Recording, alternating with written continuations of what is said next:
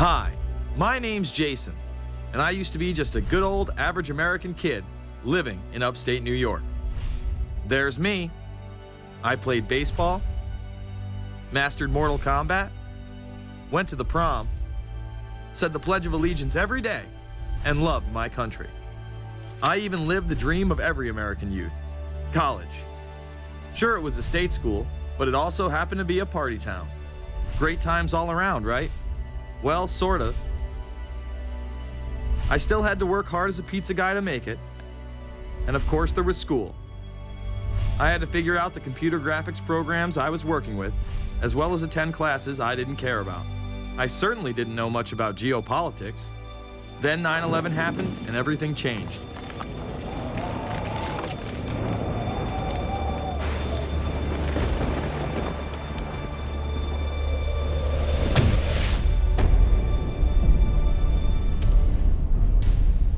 I was pissed. How dare the Muslim extremists massacre all those people? But was it all true? Prior to the invasion of Iraq, something didn't seem right. I then did a startling thing. I actually took a look at what happened that terrible September day. What I found horrified and angered me to such an extent that I took action. We were lied to, and lied to big time. Before I knew it, I went from a normal college student to the political guy at the party to one of the guys that brought you the first internet blockbuster, Loose Change. The film would not only change my life, but countless others as well. If you've ever seen Loose Change, the documentary about September 11th, conspiracy theorist documentary, it is riveting. You watch it, and by the end, not even the end, 10 minutes in, you're like... You got your car packed, your head... You're just like, oh my God, it's all true. So every place, there's questions coming from this documentary. And you don't have to believe everything in the documentary to still have questions come up. And you look back and you remember what you saw and what you were told, and now you have questions. We got the boogeyman out there. Wow. See, for many years it was communism, then it was the war on drugs, now it's the war on terror. All through our life, we've had to have a boogeyman. Loose Change took the truth about 9/11 into the mainstream with over 100 million views and allowed me to travel the country and even take on some of my detractors. The answer is no, they cannot. Jason, I think it's telling that every time you disagree with something, you call the people a liar. I'm not calling anybody a liar, sir. I'm calling you a liar because you are a liar. But if we were lied to about 9/11, then who was really behind it? A lot of people on the web were pointing towards the New World Order, but that was impossible. I mean, the Hulkster couldn't be involved, could he? The NWO is the only way to go, and what you gonna do? So I set out to find out if a New World Order really existed. And if it did, what was it? Who was involved? And what were their goals? The very word secrecy is repugnant in a free and open society. And we are, as a people, inherently and historically opposed to secret societies, to secret oaths, and to secret proceedings. For we are opposed around the world by a monolithic and ruthless conspiracy. It is a system which has conscripted vast human and material resources into the building of a tightly knit, highly efficient machine. Its preparations are concealed, not published. Its mistakes are buried, not headlined. Its dissenters are silenced, not praised. No expenditure is questioned, no rumor is printed, no secret is revealed. Some cringe when they hear the term New World Order, despite all of these prominent people using it.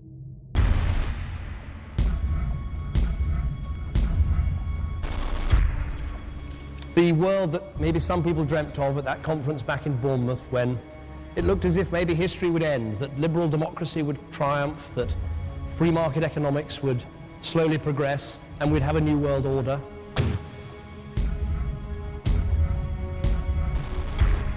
And together they helped to create, were the principal leaders in creating, a new world order and a winning strategy in the Cold War.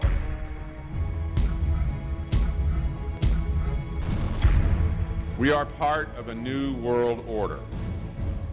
And as the recently departed Admiral William J. Crowe once said, it's long on new and it's short on order.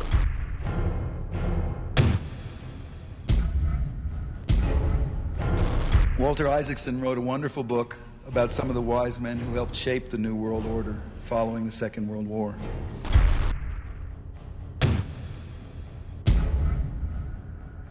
As we devise a way forward in Iraq, I urge the international community to embrace its responsibility for creating that new world order. A new world order based upon collective action.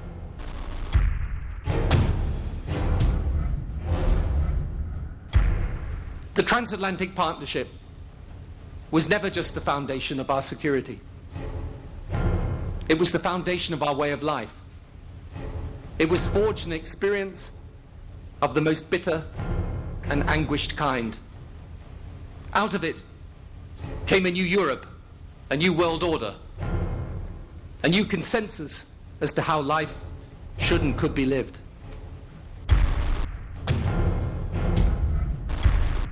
And just like that, it was gone.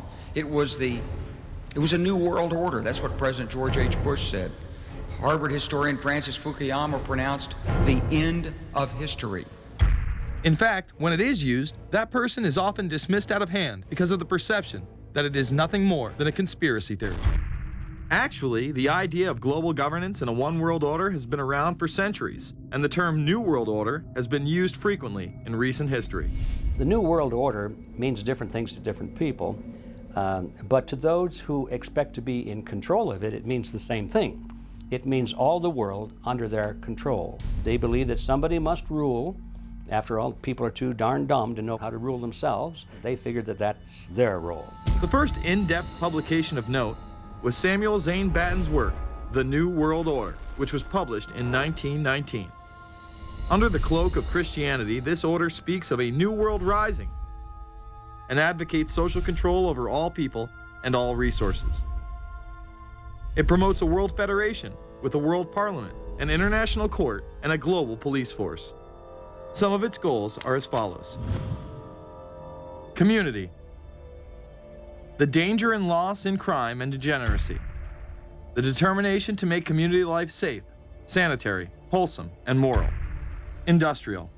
The disappearance of class distinctions and the solidarity of all interests in the economic process. National. The conception of the nation's welfare as the supreme concern, with the policy that everything shall contribute to this end, and every person must do some useful work. International. The creation of an international mind, with a world consciousness and a world patriotism. The destruction of every arbitrary power that can separately and of its single choice disturb the peace of the world. World government is good, right? It put an end to war. Well, it could put an end to war because you just only have one dictator. I think Adolf Hitler had that in mind. He wanted a world government too, with himself as the master leader. Many have regarded Hitler as the apex of evil, a true heart of darkness. But how many people know that Hitler had his own vision of a new world order? Hitler had been promoted by the establishment. He graced the cover of Time magazine many times and was their Man of the Year twice. His vision was simple: unify Europe and then the world. The only real difference was that his order was racially motivated, instead of being based solely on religion. He even wrote a lesser-known follow-up to Mein Kampf in 1928 that many have dubbed My Order, or New World Order. President Roosevelt would condemn this order prior to World War II. Nazi forces openly seek to establish systems of government based on the regimentation of all human beings by a handful of individual rulers who seize power by force. Yes, these men and their hypnotized followers call this a new order. It is not new, and it is not order. The idea of globalization was so prominent in Nazi ideology that the 1936 Berlin Games would be the first time that the Olympic rings would be displayed prominently and promoted in order to glorify the Third Reich.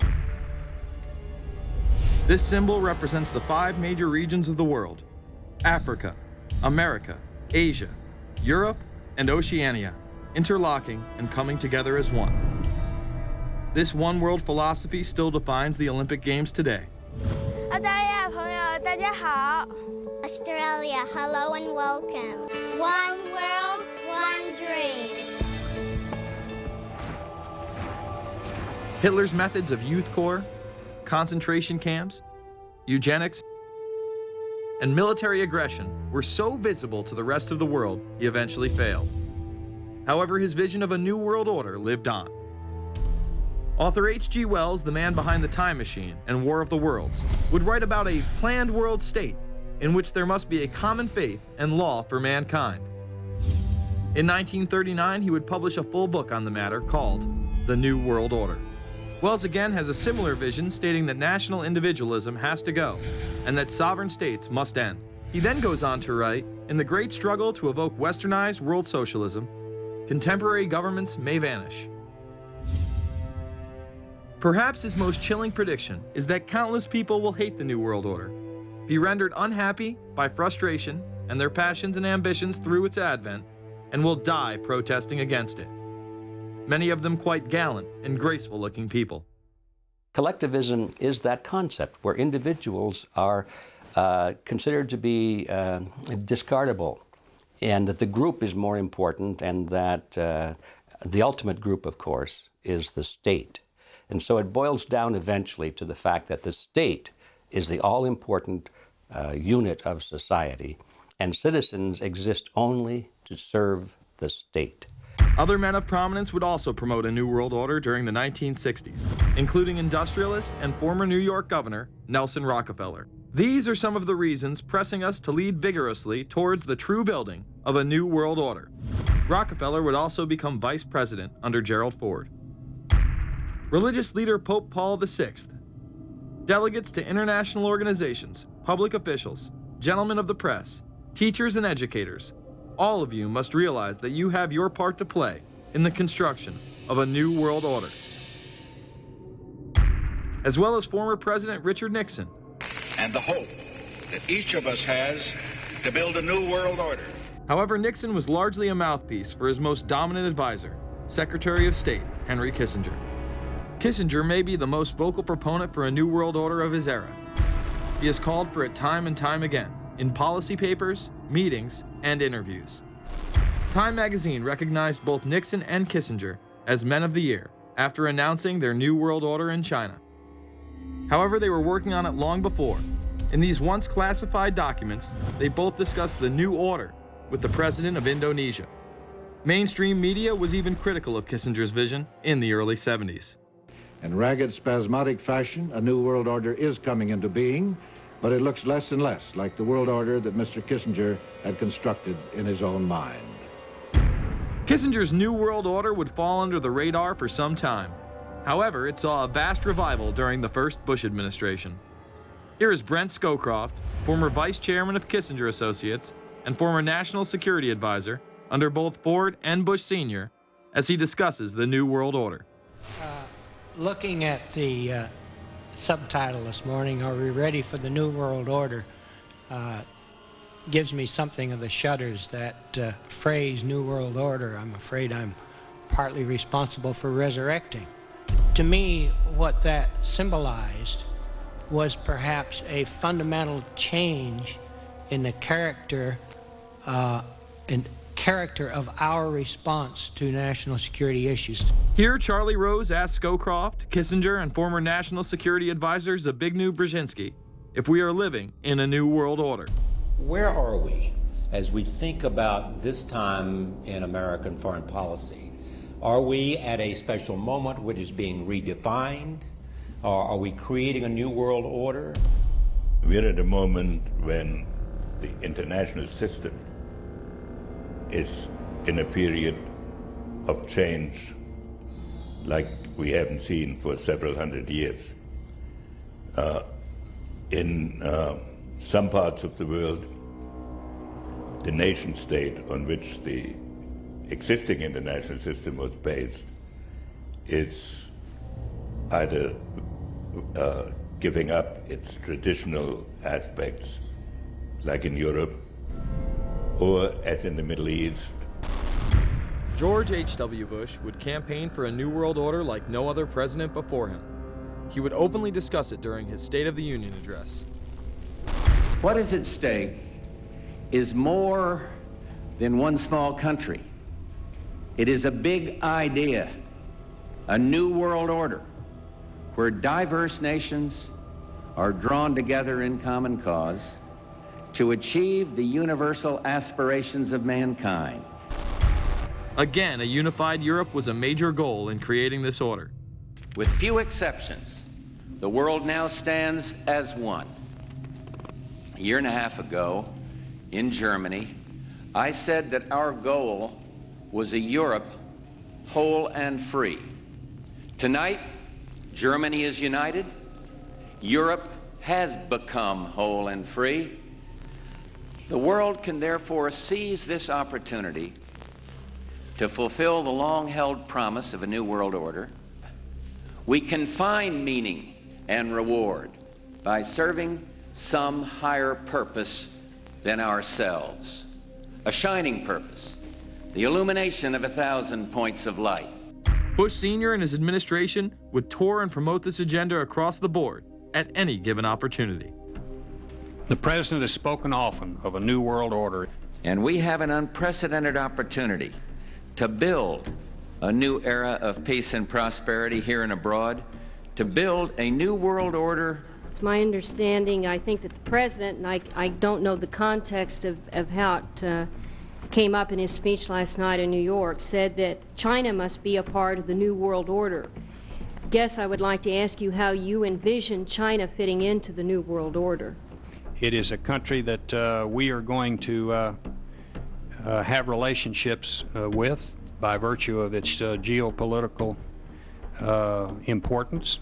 American officials say breaking down regional and national barriers to the flow of goods and services would represent a spectacular benefit to economies around the world. We are building a new world order. Bush would actually make a commencement address at Maxwell Air Force Base declaring the birth of this order. And that's why I wanted to speak to you today about the new world taking shape around us, about the prospects for a new world order now within our reach. In the coming weeks, I'll be talking in some detail about the possibility of a new world order emerging after the Cold War. But today, I want to discuss another aspect of that order. You see, as the Cold War drew to an end, we saw the possibilities of a new order in which nations work together. It refers to new ways of working with other nations to deter aggression and to achieve stability. As old threats recede, new threats emerge. The quest for the new world order is in part a challenge to keep the dangers of disorder at bay. We must build on the successes of Desert Storm to give new shape and momentum to this new world order. Only when this transformation is complete will we be able to take full measure of the opportunities presented by this new and evolving world order. The new world order really is a tool for addressing a new world of possibilities. This order gains its mission and shape not just from shared interests, but from shared ideals. After the Gulf War had ended, Bush was so obsessed with the idea of a new world order that he had a series of Glocks imprinted with the term that he would give to members of his administration, including Colin Powell, Brent Scowcroft, Dick Cheney, and General Norman Schwarzkopf. Cheney would even approve policy papers regarding the New World Order. Defense Secretary Dick Cheney has approved a revised draft of a policy document on the New World Order. The Pentagon is backing off a controversial earlier draft and has abandoned a one superpower strategy. The final document puts more emphasis on international alliances and organizations. This would become an unprecedented time period for people all over the globe to discuss at length what the New World Order meant to them. People within the media, Does anybody want to talk about the New World Order? Is there a New World Order out there, or is this a vision that exists in the... He does have his vision, there's no doubt about that. But does that exist in the president's mind, or does it exist out there in reality? This president sees this episode as the first test case, as the first example for the New World Order he is trying to organize. Some people have called it the New World Disorder, and there's a lot of truth to that.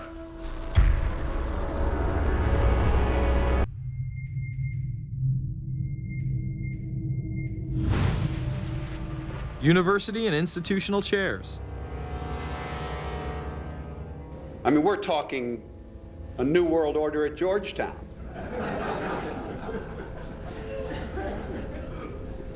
And we'd like to be very much a part of it and continue to live. This is a world that is likely to be dominated in the near future, and perhaps longer, by the Gulf War and the New World Order, which is the buzzword of the moment. So the secret of a New World Order, and at this point it's just a slogan, but it does have some historical background in terms that orders have succeeded each other over time. The secret of this is to learn how to use coalitions. We are effective in the United Nations. People within government. George Bush has invoked a New World Order without enunciating a new American purpose. The president has still failed to articulate clear goals for our nation's foreign policy in this new age. I find the term New World Order very revolting, and just not only historically but politically today. I think Harding is absolutely right, and the actions of the administration just after enunciation of the New World Order put the lie to the fact there is any real substance behind what they say as New World Order. The first act of the New World Order was A, to make war, and then B, was to sell arms all over again. Is there a New World Order? We know certainly that George Bush has copyrighted the term at this point.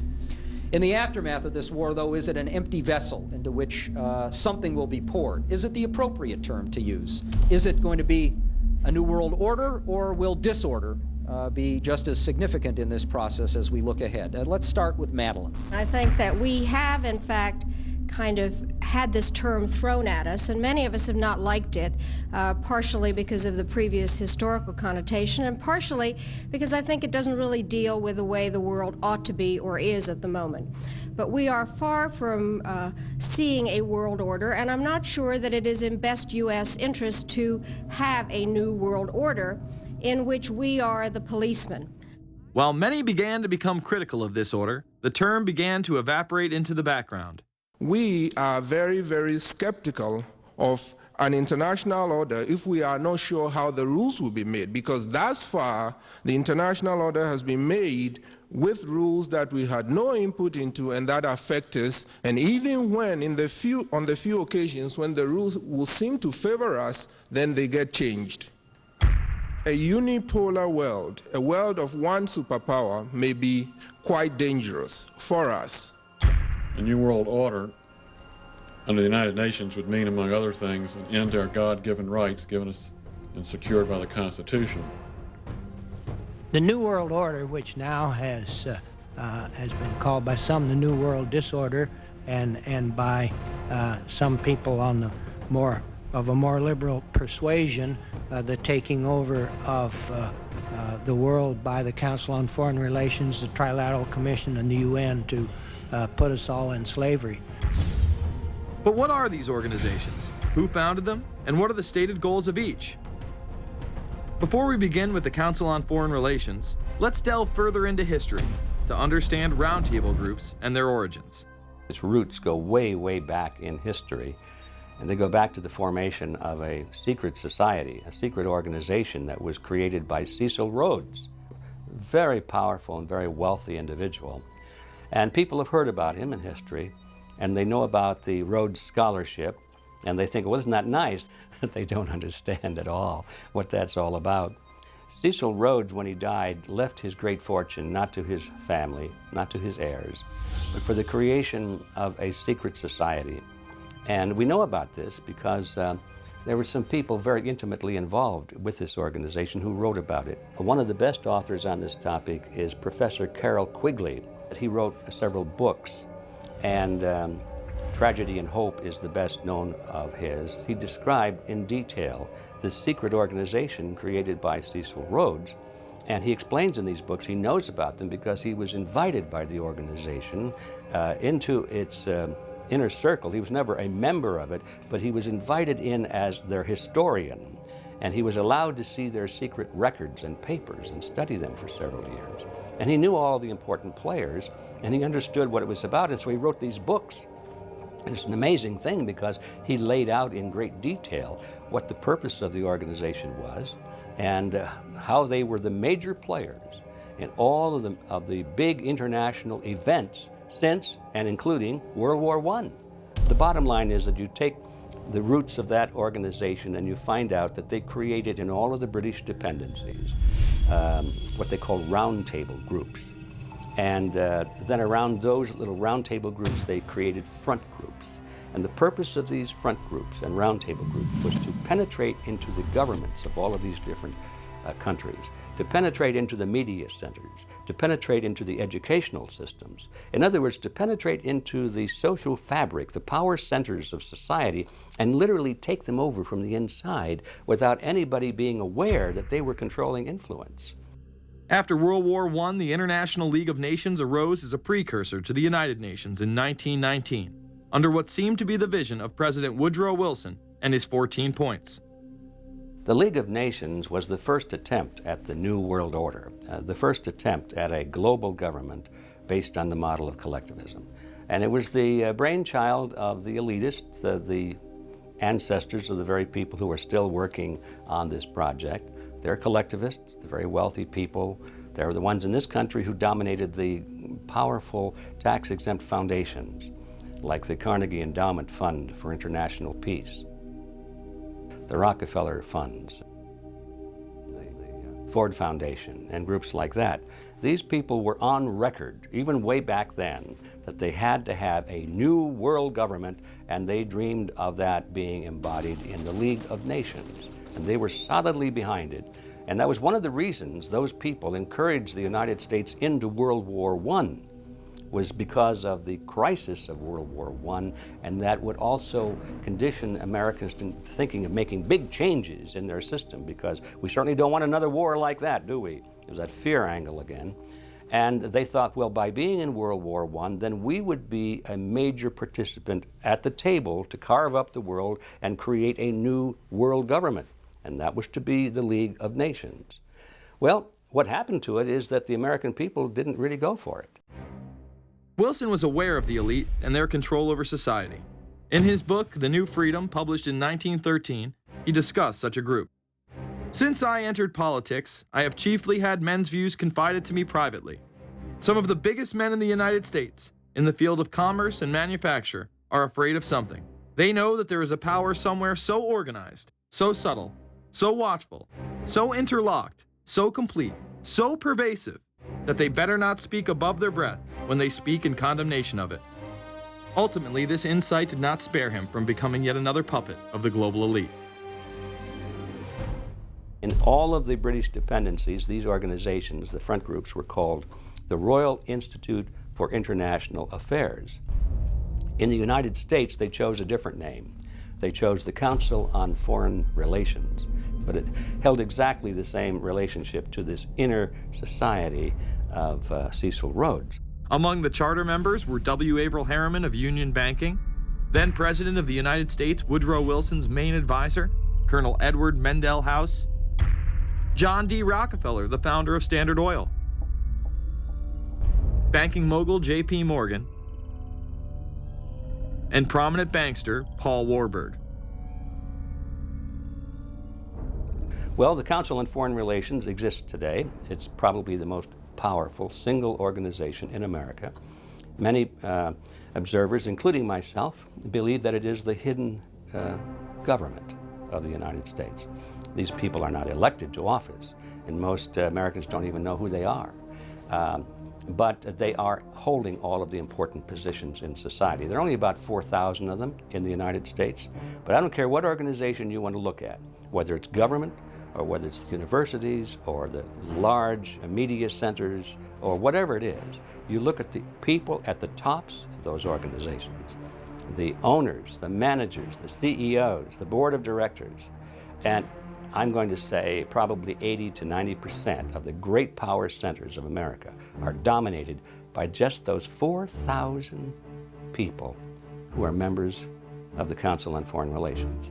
Throughout its history, it would contain extremely influential and powerful individuals in finance, business, media, and politics. Former presidents of the United States include Richard Nixon, Gerald Ford, Jimmy Carter, and William Jefferson Clinton. Currently, Barack Obama claims not to be a member, but has spoken in front of the Council and has had his writings published in the Council's magazine, Foreign Affairs. It's been reported that you and your wife are in the globalist CFR, which is a Council on Foreign Relations. I'd like to know if that is true. Well, first of all, I'm not the Council on Foreign Relations. I don't know if I'm a official member. I've spoken there before. It basically is just a forum where a bunch of people talk about foreign policy, and so there's nothing. There's no official membership. I don't have a card or, you know, a special handshake or anything like that. Now, why is that important? It's important because the avowed purpose of the Council on Foreign Relations is to create a new world order, a global government based on the model of collectivism. And that includes the elimination of the United States as a sovereign nation. That's why it's important. The people running this country are determined to destroy it. The Council was heavily criticized during the 1980s for being an organization hell-bent on destroying national sovereignty in favor of a world government. So many of its members hid their association with the organization. Dick Cheney had this to say in response to a question by David Rockefeller, who became the CFR's youngest director in 1949 and was chairman of the board from 1970 to 1985. He remains an honorary chairman to this day. It's good to be back at the Council on Foreign Relations. As Pete mentioned, I've been a member for a long time and was actually a director for some period of time. I never mentioned that when I was campaigning for re-election back home in Wyoming. Now, you are the president of the Council on Foreign Relations, all right? Yes, sir. You guys toy with countries of the world like toys, don't you? You're like the Illuminati, you're the Masons, you control everything, don't you? That's the rap on you guys. What's so interesting now, though, is who's on the chessboard. It's the toys, if you will, are a lot more than states. Notice that Mr. Haas does not deny that the CFR has massive control over the geopolitical arena, and instead tries to focus on the separate entities outside of nation-states. Current Secretary of State Hillary Clinton also reveals the importance of the CFR here. But it's good to have an outpost of the Council right here down the street from the State Department. We get a lot of advice from the Council, so this will mean I won't have as far to go to be told what we should be doing and how we should think about the future. You have these private groups that are run and created by the elite, by the ultra-rich, wealthy families that have been manipulating global markets from behind the scenes for generations. They create these private groups that then feed information to the government, to senators, to congressmen, their recommendations, their policy papers, what they think should happen. And it's fascinating because if you actually read what it is that they're doing, the recommendations that they make, they're very able to get them put in place. Discussions that are going on in these private groups are really talks that should be going on in Senate committees and in the halls of Congress, but they're happening with these ultra-elite groups that are then pushing their propaganda into the political mainstream, and then it's becoming enacted, it's becoming put into law. Still not convinced the CFR is promoting a new world order? Listen to what Leslie Gelb had to say upon leaving the New York Times to chair the organization as its president in 1993. I loved it. Doing a column is a great job. I'm going to an equally great but different job, and in a way a job that that caps everything I've been doing in my life, in government and academia and in journalism. I think that's what the Council on Foreign Relations will allow me to do. Well, you know, for example, you had me and 3 or 4 other folks on this show a few months ago to talk about the New World Order, right? Exactly. Right? Bob I talk Hormats about and it, you, exactly. Right. I talk about it all the time.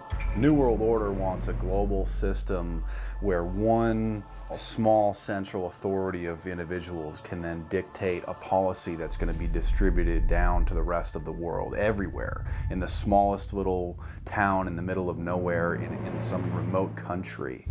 I now think it's safe to say that the Council is extremely influential on the world stage and openly promote global governance.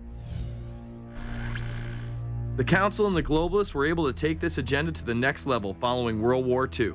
The United Nations was born out of the ashes of this conflict. Unlike the League of Nations, the United States not only joined this organization, they championed it. First book I wrote was The Fearful Master, a second look at the United Nations. It was written at a time when it was not popular to be critical of the UN. I mean, the United Nations was viewed by almost everybody as our last best hope for peace. It was a means, we were told, to bring humanity together and put an end to war and live in peace and harmony and promote trade and all of these good things. I wish it were any of those things, but it's not. The original charter for the United Nations was drafted in San Francisco in 1945, and the United States became a permanent member of the Security Council, along with France, the United Kingdom, the Soviet Union, and the Republic of China. The process by which other nations' belief systems could be used to erode and eviscerate our Constitution and Bill of Rights had taken a giant leap forward. The United Nations is one of the most well-known sort of globalization attempts. Its primary goal is to streamline all the governments of the world, to create a global council and to unify all the rules and all the regulations for the world. So it's essentially the precursor and an engine of this new world order. The United Nations is made up of all of the countries of the world, most of which are dictatorships of one kind or another. And you don't take a bunch of dictatorships and put them into a bag and shake it up and come out with a freedom-loving governmental unit. You come out with a global dictatorship. This was the public face of global governance. However, many other organizations have been birthed since. Even more suspect is a private group called the Trilateral Commission. David Rockefeller and Henry Kissinger are among its some 300 influential members. The Trilateral Commission, rich and powerful business and political leaders from Japan, Europe, and North America. The New York-based policy group was formed in 1973 by Chase Manhattan Bank Chairman David Rockefeller.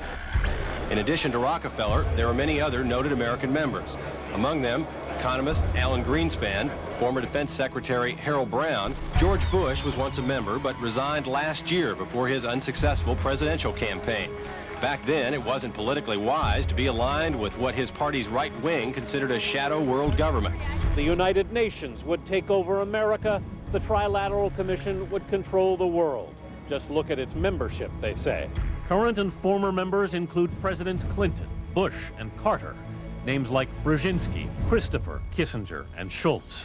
And top executives of ITT, Xerox, Exxon, and Nations Bank.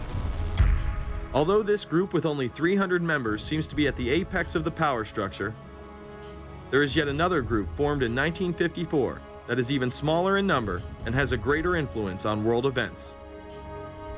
Meet the Bilderberg Group. This elite group meet annually around the globe. There is a core group of members who have attended every year for decades, such as David Rockefeller, Henry Kissinger, and Queen Beatrix of the Netherlands. These members invite others who are politically and socially relevant at the time. Each year, around 140 people are in attendance. Real quick, I asked you this question.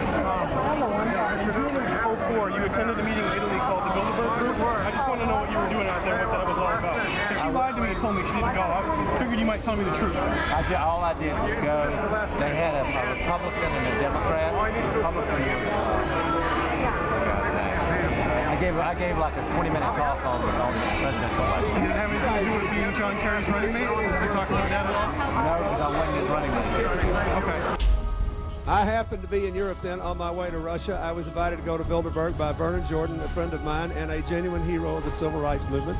And to the best of my knowledge, NAFTA was not discussed by anybody in my presence. Documents released by the group in 2001 reveal that in September of 1955, the group met in Germany and covertly outlined the idea of a European Union. Section E, European Unity, discusses the general support for European integration and unification, and the idea to unify Germany once again with the rest of Europe under a common marketplace. Belgian Viscount and current Bilderberg chairman Etienne Davignon told the EU Observer in 2009 that the next Bilderberg meeting could improve understanding on future action in the same way it helped create the euro in the 1990s.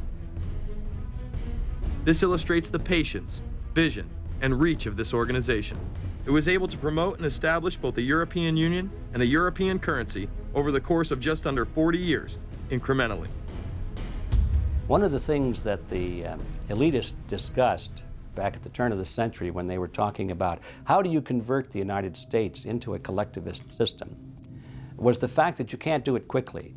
You have to let people get used to it incrementally, because any major change would be rejected. The 1957 Conference of Rome, where the Common Market Treaty, providing for free trade in all products, was at last signed. 6 nations, France, Germany, Italy, Belgium, Holland, and Luxembourg, agreed to remove all mutual barriers to trade within 12 to 15 years, the embryo of a political union which they proclaimed to be their ultimate objective. In that fashion, it's possible for people to get used to this process and even to think it's a good thing. People will accept the gradual growth of government, the gradual loss of their purchasing power. They'll accept almost anything if it's done gradually, and we have to be very alert to that.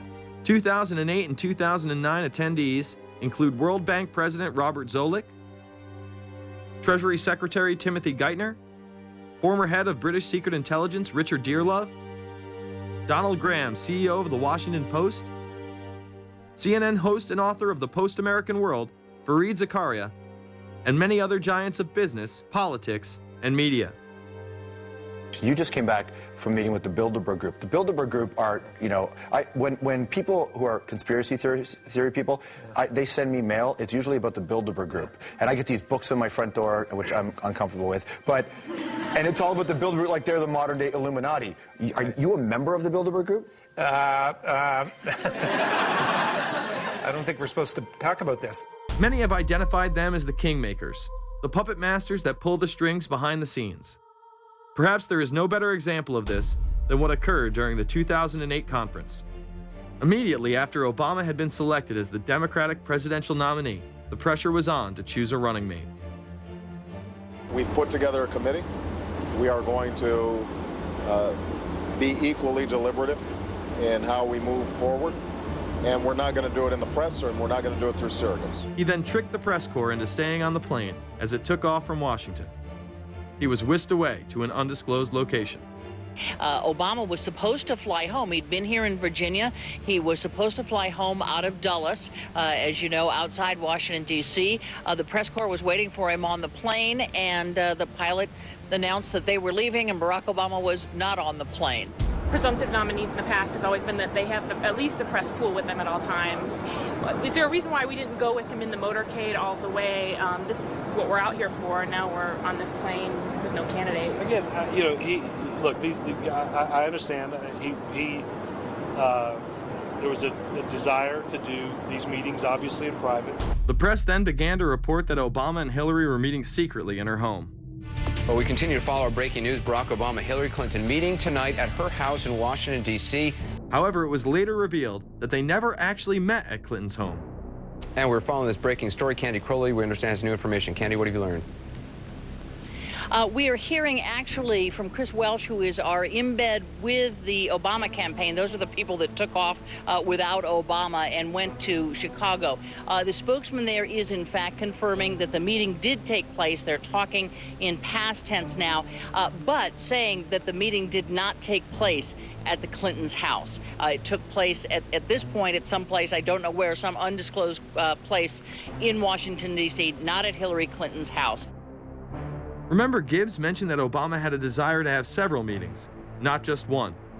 Is there more than one meeting? Is there more than one person with whom you... I'm not going to get into all the details of the meetings. I don't know that I've got a ton more different answers for all of your questions.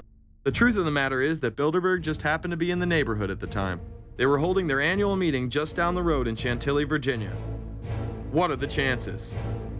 What's interesting and dangerous about the New World Order is that it's not a natural progressing idea. It's just not civilization naturally evolving and organizing into this system. It's the group of extremely powerful people that are manipulating the system to get it to this status from behind the scenes without anybody's knowledge. You have to ask yourself, if there isn't an agenda going on to keep those organizations quiet and to keep them out of the news, to keep the discussions about them behind closed doors, then why is it that these supposed experts on the left and on the right never talk about them? This has been a condensed history of the globalist organizations and their rise to power. But is there a reason they meet behind closed doors? A shadow world government has been mentioned, but to truly understand what that means, let's go back to this iconic warning from President Dwight D. Eisenhower. Progress toward these noble goals is persistently threatened by the conflict now engulfing the world. It commands our whole attention, absorbs our very beings. We face a hostile ideology, global in scope, atheistic in character, ruthless in purpose, and insidious in method. Unhappily, the danger it poses promises to be of indefinite duration. The need to maintain balance in and among national programs. Balance between the private and the public economy. Balance between the cost and hoped for advantages. Balance between the clearly necessary and the comfortably desirable. We have been compelled to create a permanent armaments industry of vast proportions. We annually spend on military security alone more than the net income of all United States corporations. The total influence, economic, political, even spiritual, is felt in every city, every state house, every office of the federal government. Yet we must not fail to comprehend its grave implications. Our toil, resources, and livelihood are all involved. So is the very structure of our society. In the councils of government, we must guard against the acquisition of unwarranted influence, whether sought or unsought, by the military-industrial complex. The potential for the disastrous rise of misplaced power exists and will persist. America went into a major mobilization, revived its defense industries, and we saw the civilian economy of America more and more skewed through the 50s. Already in Eisenhower's time, he could see it coming, that you were getting a larger and larger defense military component of the economy, which, unlike the rest of the economy, was very, very centrally organized about lobbying for more and more new weapons. It was the political skills of this military-industrial complex, which I think Eisenhower was really warning us about, and rightly. There is a military-industrial complex. Today, we see a situation where the civilian economy is really in tatters, and most of our civilian production has gone overseas to third world countries. What do we export? Our biggest export practically is garbage, but apart from garbage, we export military equipment. We have a special act which subsidizes, makes it possible for countries abroad to buy our armaments because it's too expensive to produce them for one country only. So we have become a very efficient military-industrial complex, but the civilian economy is only a ghost of what it used to be, and this has terrible consequences for democracy because it means that the power of this lobby is now sort of dominating what goes on in Washington. Through multinational corporations, global intelligence networks, out-of-control banksters, all under the veil of national security and black operations. The global elite have consolidated power on a massive scale over the last several decades. You see, global corporations not only fund and develop large technological and military projects here and abroad, they also own the consumer industry and production, as well as all of the important media. By owning the vast majority of what we hear and see on a daily basis, we have been manipulated on a mass scale as to regards to what we believe and desire, both socially and politically. Edward Bernays, the nephew of world-famous psychoanalyst Sigmund Freud, would study group dynamics and become the father of public relations. He authored the book Propaganda in 1928. In it, he described how to intelligently and consciously manipulate the habits and opinions of the masses within a democratic society. He went on to state that those who harness this unseen mechanism of society constitute an invisible government and are the true ruling power. It is they who pull the wires which control the public mind, who harness old social forces and contrive new ways to bind and guide the world. The average American is distracted, mindless, worried about minuscule things, celebrities, as if it was their own family members. And this is by design, because the powers that be, who own the media, know how our brains work. They know scientifically how the human mind functions. They know about sociology, and they are using the media, and have used the media for decades now, to entertain people with issues that don't really matter.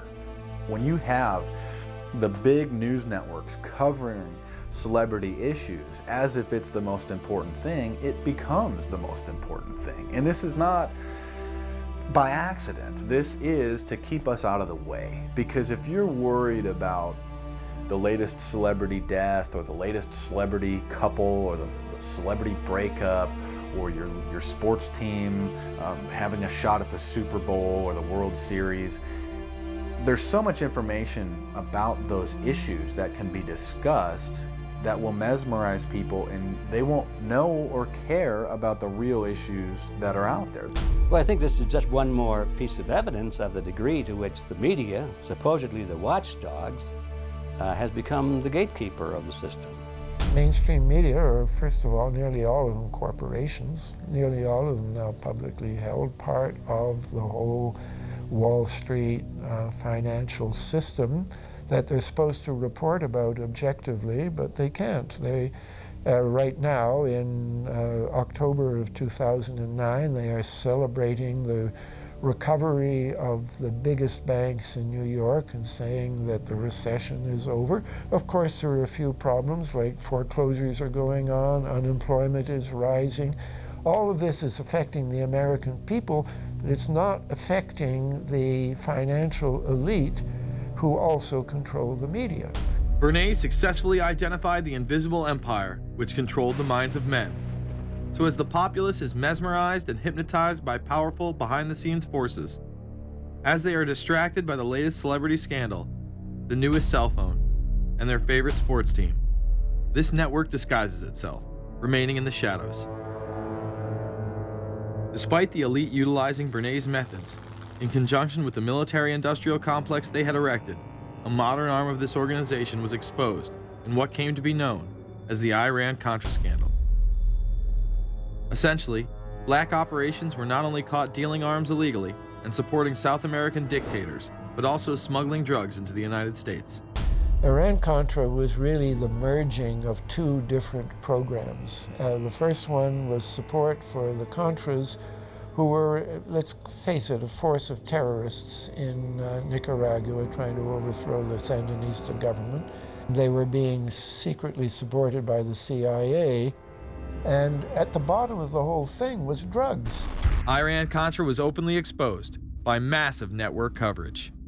How was it that in 3 years, a network Washington set up to run arms to the Contras wound up running cocaine into this country for the most vicious drug cartel in the world? At the same time, we were supposed to be fighting a war against drugs. But by the same token, I also smuggled my share of weapons in exchange for those illegal substances. With the full knowledge and and assistance of both the DEA and CIA. Betzner says that in 1983 he flew weapons from Florida to El Salvador and drugs from Colombia to the Bahamas on the way back. In 1984, he says, he flew twice from Florida to Costa Rica and back. We could bring back our own cargo, and they would arrange it, or we could bring back their cargo without ever having to worry about interception, arrest, anything like this, that everything was taken care of. What kind of cargo were you talking about? Drugs. Tolliver says he had 2 meetings with this man, CIA veteran Rafael Quintero. Then in March of 1986, he says he flew 14 tons of weapons down to Honduras, to this Contra resupply base set up by the CIA. We take off from Tegucigalpa, Honduras, and we leave. To? South Florida. Where in South Florida? We landed at Homestead. Homestead? Air Force Base. This is the plane Tolliver says he used. The plane traces to a company that had a State Department contract to fly humanitarian supplies to the Contras. In addition to that, 3 dozen sources confirm the basic scheme. We can now report that long before that operation began, there was another operation to provide guns for the Contras, which was also against the law. In this operation, Americans and Israelis provided arms to the Contras, and then the same network smuggled drugs into the United States. The operation was launched in spring of 1983 at Washington's request, with at least $20 million of Israeli government money later reimbursed, we're told, from U.S. Covert Operations Fund. For about 5 years, people were flying arms into Iran, and most of them came from Israel. The Israelis purchased the weapons from Poland and Czechoslovakia and began shipping them secretly from Yugoslavia to Bolivia, and then to Panama. The Israeli liaison man there, this man, Michael Harari, until recently a close aide to Panama's strongman, General Manuel Noriega. You'd bring the ship into Colombia, you would load drugs aboard it, and you would bring those drugs back to Panama with you. But bringing that stuff into the United States, that was something else. I've never been so thoroughly disgusted with myself in my life. This network would also be involved in the October surprise.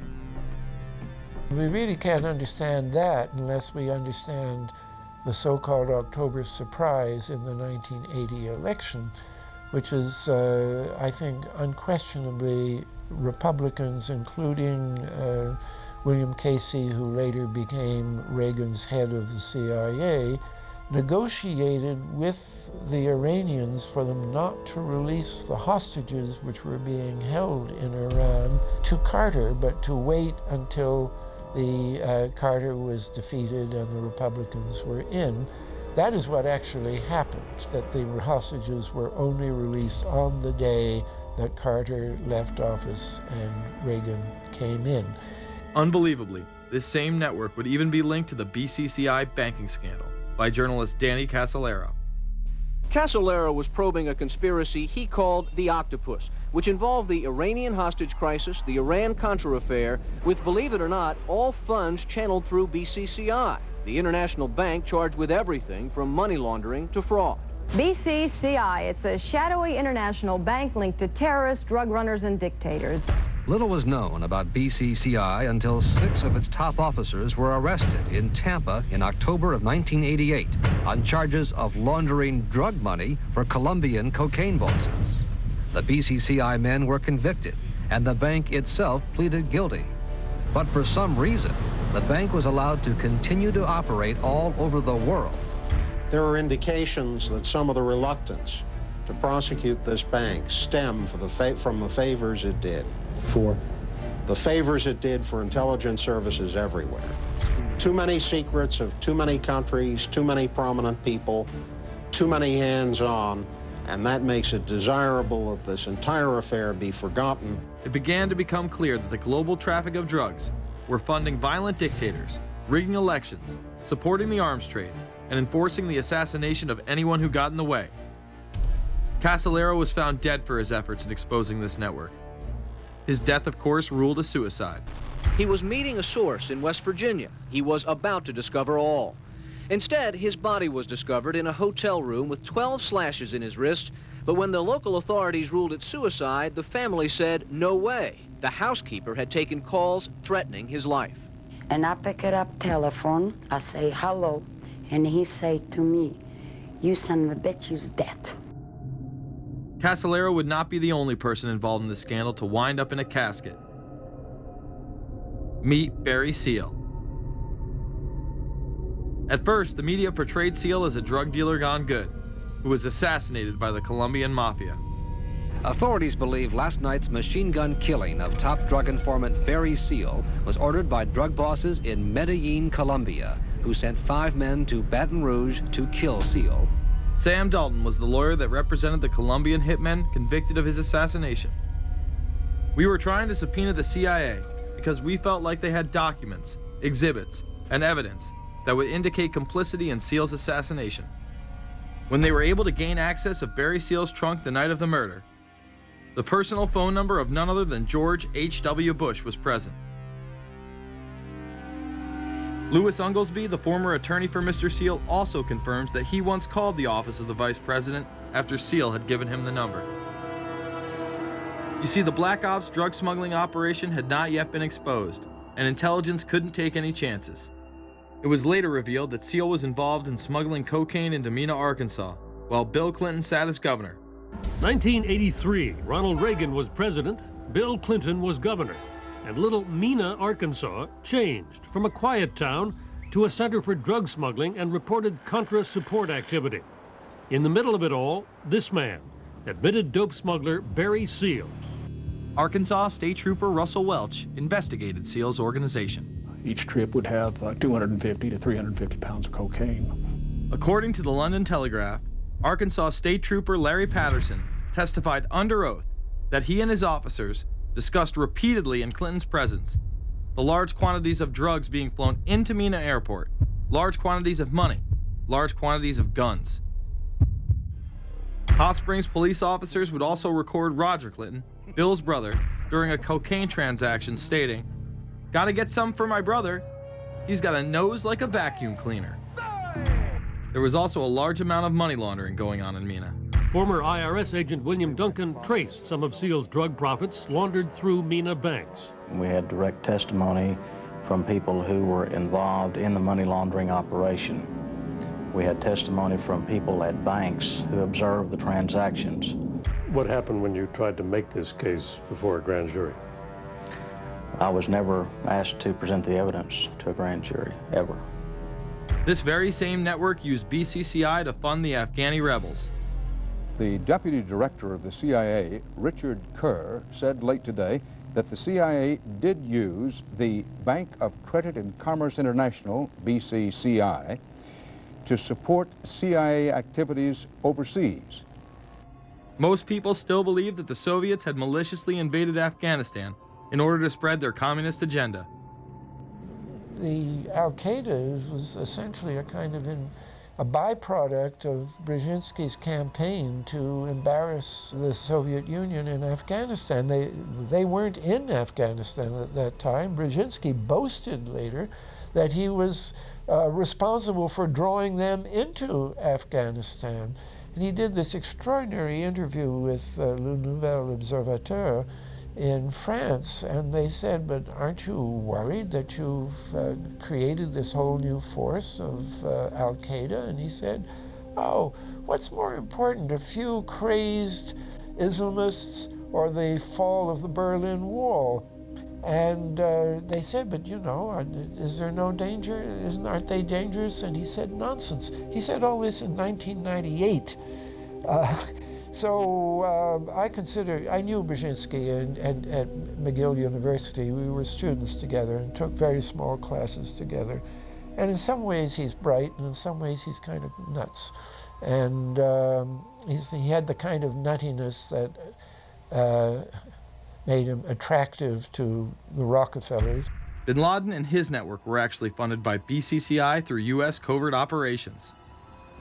Well, the reason I bring it up, if you've ever heard any of our call-in shows, you know that we have people that think about the conspiracy theories of people like you. You would be a poster child for these people because you have served on the board of the Council on Foreign Relations.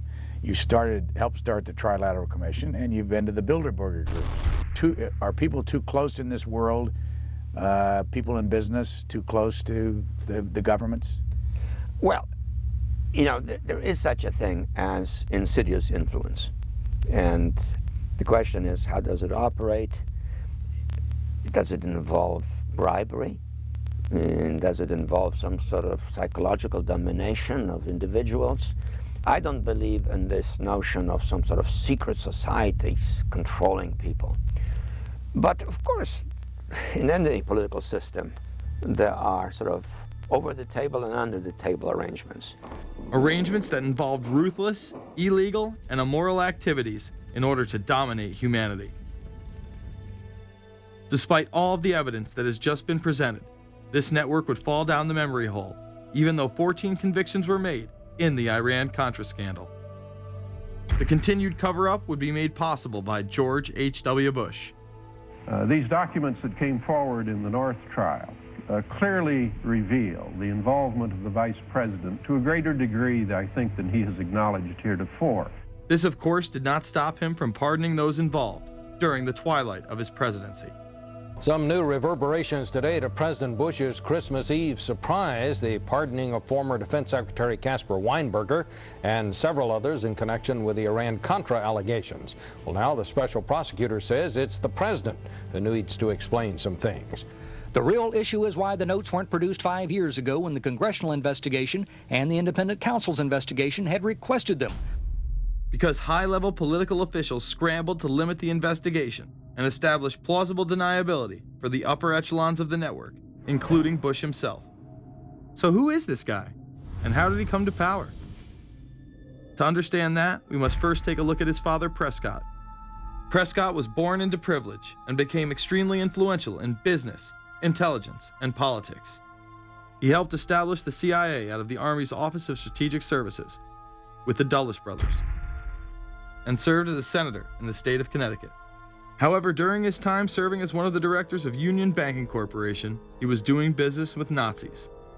The Bushes have been sort of at the heart of the military-industrial complex since its very beginning, and that Prescott was involved in a firm that actually fronted for Nazi firms in America.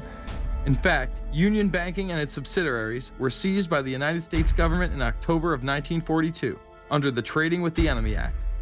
After the war, the assets were returned, a few fines were paid, and it was swept under the rug of forgotten history. These Nazi ties should not be all that shocking, seeing as it has been declassified that the Office of Strategic Services recruited Nazis into its ranks through Project Paperclip in August of 1945. George Bush seemed to follow in his father's footsteps, using Prescott's business connections to move to Texas and get into the oil industry. He would first attain political office as a Texas congressman in 1966, but then lose his bid as a Texas senator in 1970. It was at this time that Nixon appointed Bush as an ambassador to the United Nations. According to official accounts, Bush then began work with the CIA as its director in 1976. Evidence suggests that Mr. Bush and the CIA actually had a much longer-standing relationship. There are indications that he had relations to the CIA before. There's a very strange memo, and the names are George Bush. And when this was published, there was a lot of fuzzing of the issues, but given George H.W. Bush's strong connections with the Cuban community, I think there is a good chance that it was the George Bush we know, so that he did have a CIA connection. Bush left the CIA just under a year after his appointment. He is credited with restoring the agency's morale, as its image was being shattered by the Church Committee's revelations of the CIA's unauthorized activities involving assassinations and corruption. In reality, Bush was responsible for denying the Church Committee many of the documents it requested and making it impossible for them to do a thorough investigation. After his time as CIA director, he devoted himself to becoming the next president of the United States. Many people within his own party did not like his globalist ties.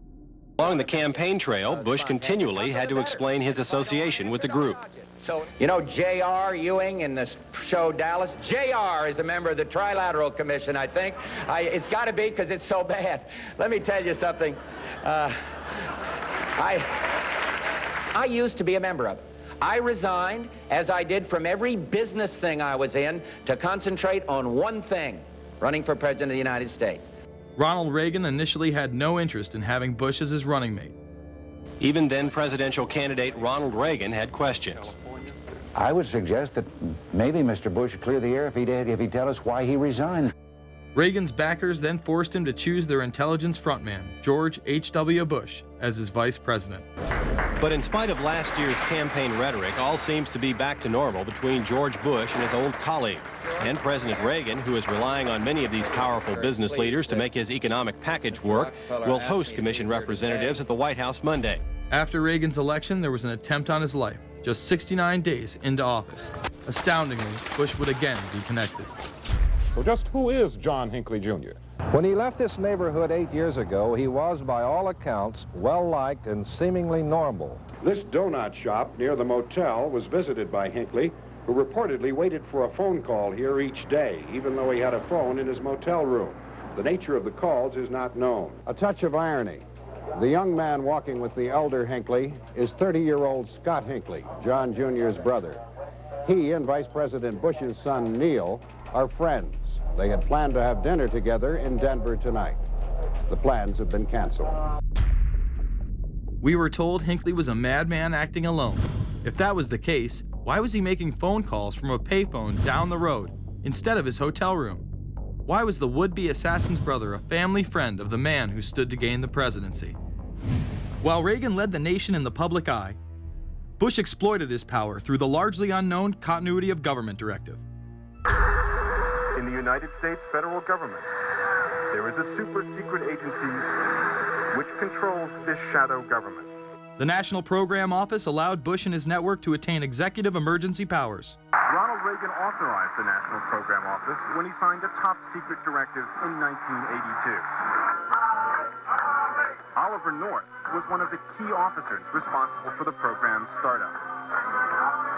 Under the NPO's direction, 4 agencies were charged with execution of the Doomsday Plan: the CIA, the Departments of State and Defense, and the Federal Emergency Management Agency. An effort was being made to consolidate continuity of government programs across several major departments of the government under one office. After 8 years of secret wars, covertly sponsored revolution and assassination had advanced globalist interests and allowed Bush to achieve his lifelong dream by becoming the 43rd president of the United States. The fall of the Soviet Union left the United States as the sole superpower in the world. The Wolfowitz Doctrine stated, "We must maintain the mechanism for deterring potential competitors from even aspiring to a larger regional or global role." The New World Order was on display with the first Gulf War and the creation of a European Union. After losing to his crony Bill Clinton, he faded into the background as the agenda for a New World Order marched forward. After 1989, President Bush said, and it's a phrase that I often use myself, that we needed a New World Order. We have just exposed many of the globalist operations, including drug dealing, funding terror, dealing arms, and taking over the United States government by stealth. Whenever these agendas were threatened, those who opposed them ended up dead.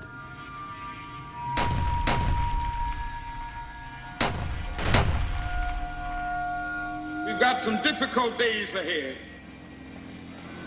but it really doesn't matter with me now, because I've been to the mountaintop.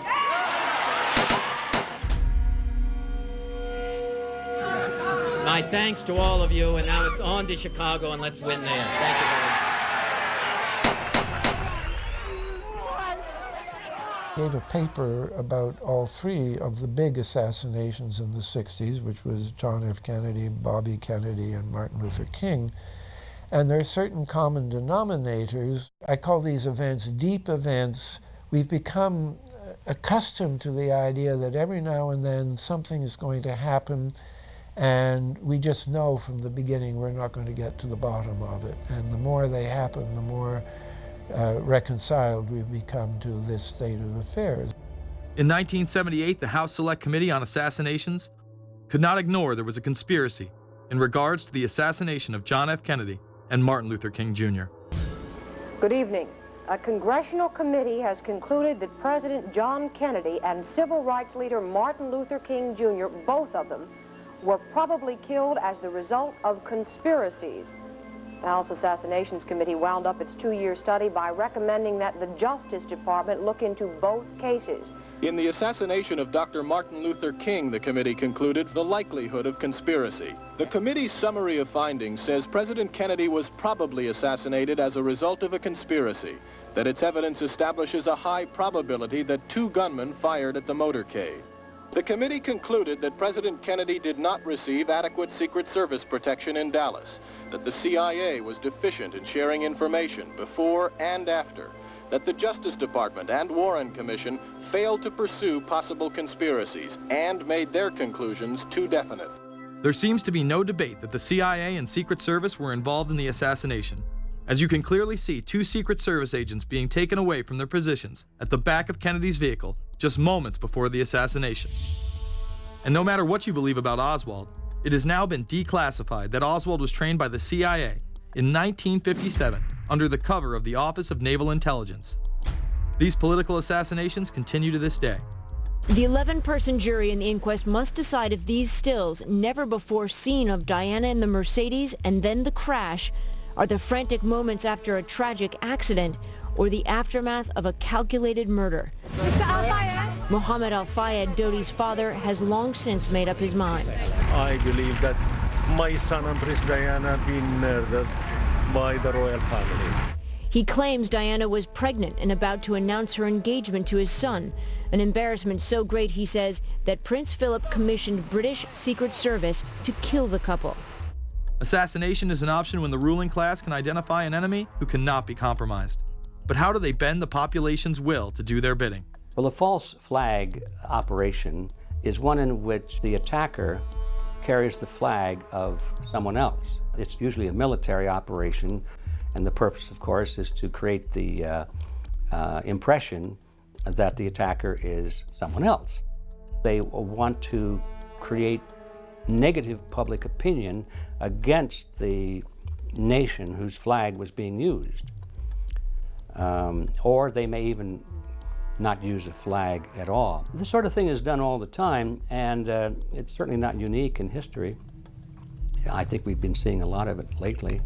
Americans are easily motivated by false flag operations, and I think it's inevitable that we will see false flag operations in the near future. It is used in order to seize power at an accelerated pace. A very well documented modern example of this is the Tonkin Gulf incident. There were 2 sets of Tonkin Gulf incidents. The first one on August 2nd were real but trivial. The second on August 4th, 2 days later, were the ones to which we actually sent planes off in retaliation and were, in theory, much bigger, a torpedo attack on a U.S. destroyer, but in fact it never happened. When McNamara visited Vietnam, he confirmed the Tonkin Gulf incident never occurred, and once again, we were lied into war. To this day, I don't know what happened on August 2nd and August 4th, 1964 in the Tonkin Gulf. The general provided the answer, saying his Navy attacked the Maddox on August 2nd. But on the 4th, nothing happened. There was absolutely nothing, he said. We know for a fact now that NSA and CIA both falsified their reports up to Johnson on that day to make it look as if there had been an attack. Upon the fall of communism, a new threat had to be established in order to maintain their military-industrial complex and keep the people in fear of invisible enemies. More modern examples of this have been used not only to start conflicts abroad, but to instill fear in large populations in order to demonize groups and further erode civil liberties. The majority of people still believe that Timothy McVeigh was a right-wing extremist who bombed the Oklahoma City building with a Ryder truck because he was upset with the government. People close to the event told a very different story. A local congressman believes that convicted bomber Timothy McVeigh and his accused co-conspirator Terry Nichols are not the only ones involved. The Oklahoma State Representative Charles Key produced a videotape featuring witnesses who claim to have seen Timothy McVeigh with another man the morning of the bombing. He was wearing a ball cap. Timothy McVeigh had his on backwards, which just like this. It was on his head. The other gentleman had his on like this. In fact, the FBI had actively pursued John Doe No. 2 in its initial investigation. then denied his existence altogether. There were also multiple reports that explosives were found inside the Murrah building. The Justice Department is reporting that a second explosive device has been found in the AP Murrah building in downtown Oklahoma City. Mike, you're still with us, aren't you? Yes, I am, and I might tell you in addition to that, in fact, what we were told at the scene a few minutes ago was that in fact 2 different explosive devices were found in addition to the one that went off. The second explosive was found and diffused. The third explosive that was found, and they are working on right now as we speak, I understand, both the second and third explosives, if you can imagine this, were larger than the first. Bomb squads were actually caught on video pulling into the building to retrieve these devices.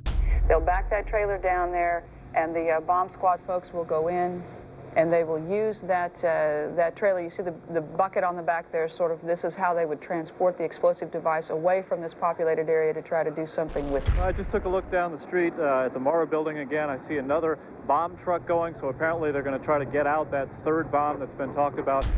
This was even confirmed by the governor at the time, Frank Keating. One device was deactivated. Apparently there's another device, and obviously whatever did the damage to the Murrah building was a tremendous, very sophisticated explosive device. Members of the ATF who would have normally been in the building were tipped off prior to the bombing. He saw what appeared to be a police bomb squad truck near the Murrah building 2 hours before the blast. It had a shield on the side of the door, and it said bomb disposal or bomb squad below it, and I really found that interesting. Another witness who spoke to ABC News on the condition of anonymity will tell the grand jury tomorrow he was told by an ATF official agents working in the building had been warned in advance not to come to work. He just came out and told me that the ATF wasn't in the building that day. They'd been tipped by their pagers not to come to work, which I was flabbergasted. McVeigh would even claim in a letter written to his sister, which was published by the New York Times, that he was actually recruited for black operations, which included smuggling drugs into the United States, as well as assassinations. One may brush this off as the ravings of a madman. However, McVeigh was filmed at the Camp Grafton military facility in North Dakota on August 3, 1993. McVeigh's official records state that he was discharged over a year prior from the Army Reserve in May of 1992. Perhaps even more interesting is that Camp Grafton was specializing in training troops in explosives and demolitions at the time. When all was said and done, the security tapes reported to have captured the entire thing on video were rounded up and classified. In 2009, they were finally released, and magically none of them caught the bombing. The excuse being they were all having their tapes changed at that exact moment.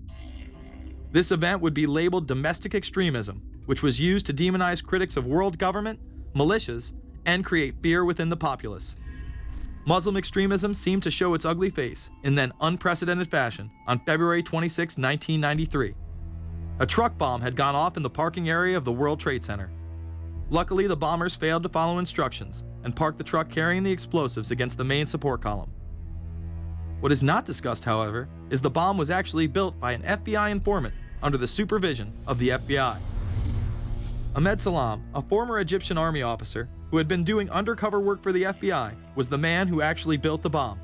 When he was told that he would have to use real bomb-making material instead of harmless substitutes, he became suspicious and began taping his conversations with FBI officials. Last winter, the FBI was praised for its speed in cracking the case of the World Trade Center bombing and bringing 4 suspects to trial. Now, there is some evidence that the FBI may have known of the plot in advance through an informant and might even have stopped the bombing that killed 6 people. Notice the media emphasizes that they might have been able to stop it. They then gloss over the fact that the bomb was built by their agent under FBI supervision in conjunction with the district attorney. FBI agents might have been able to prevent last February's deadly explosion at New York's World Trade Center.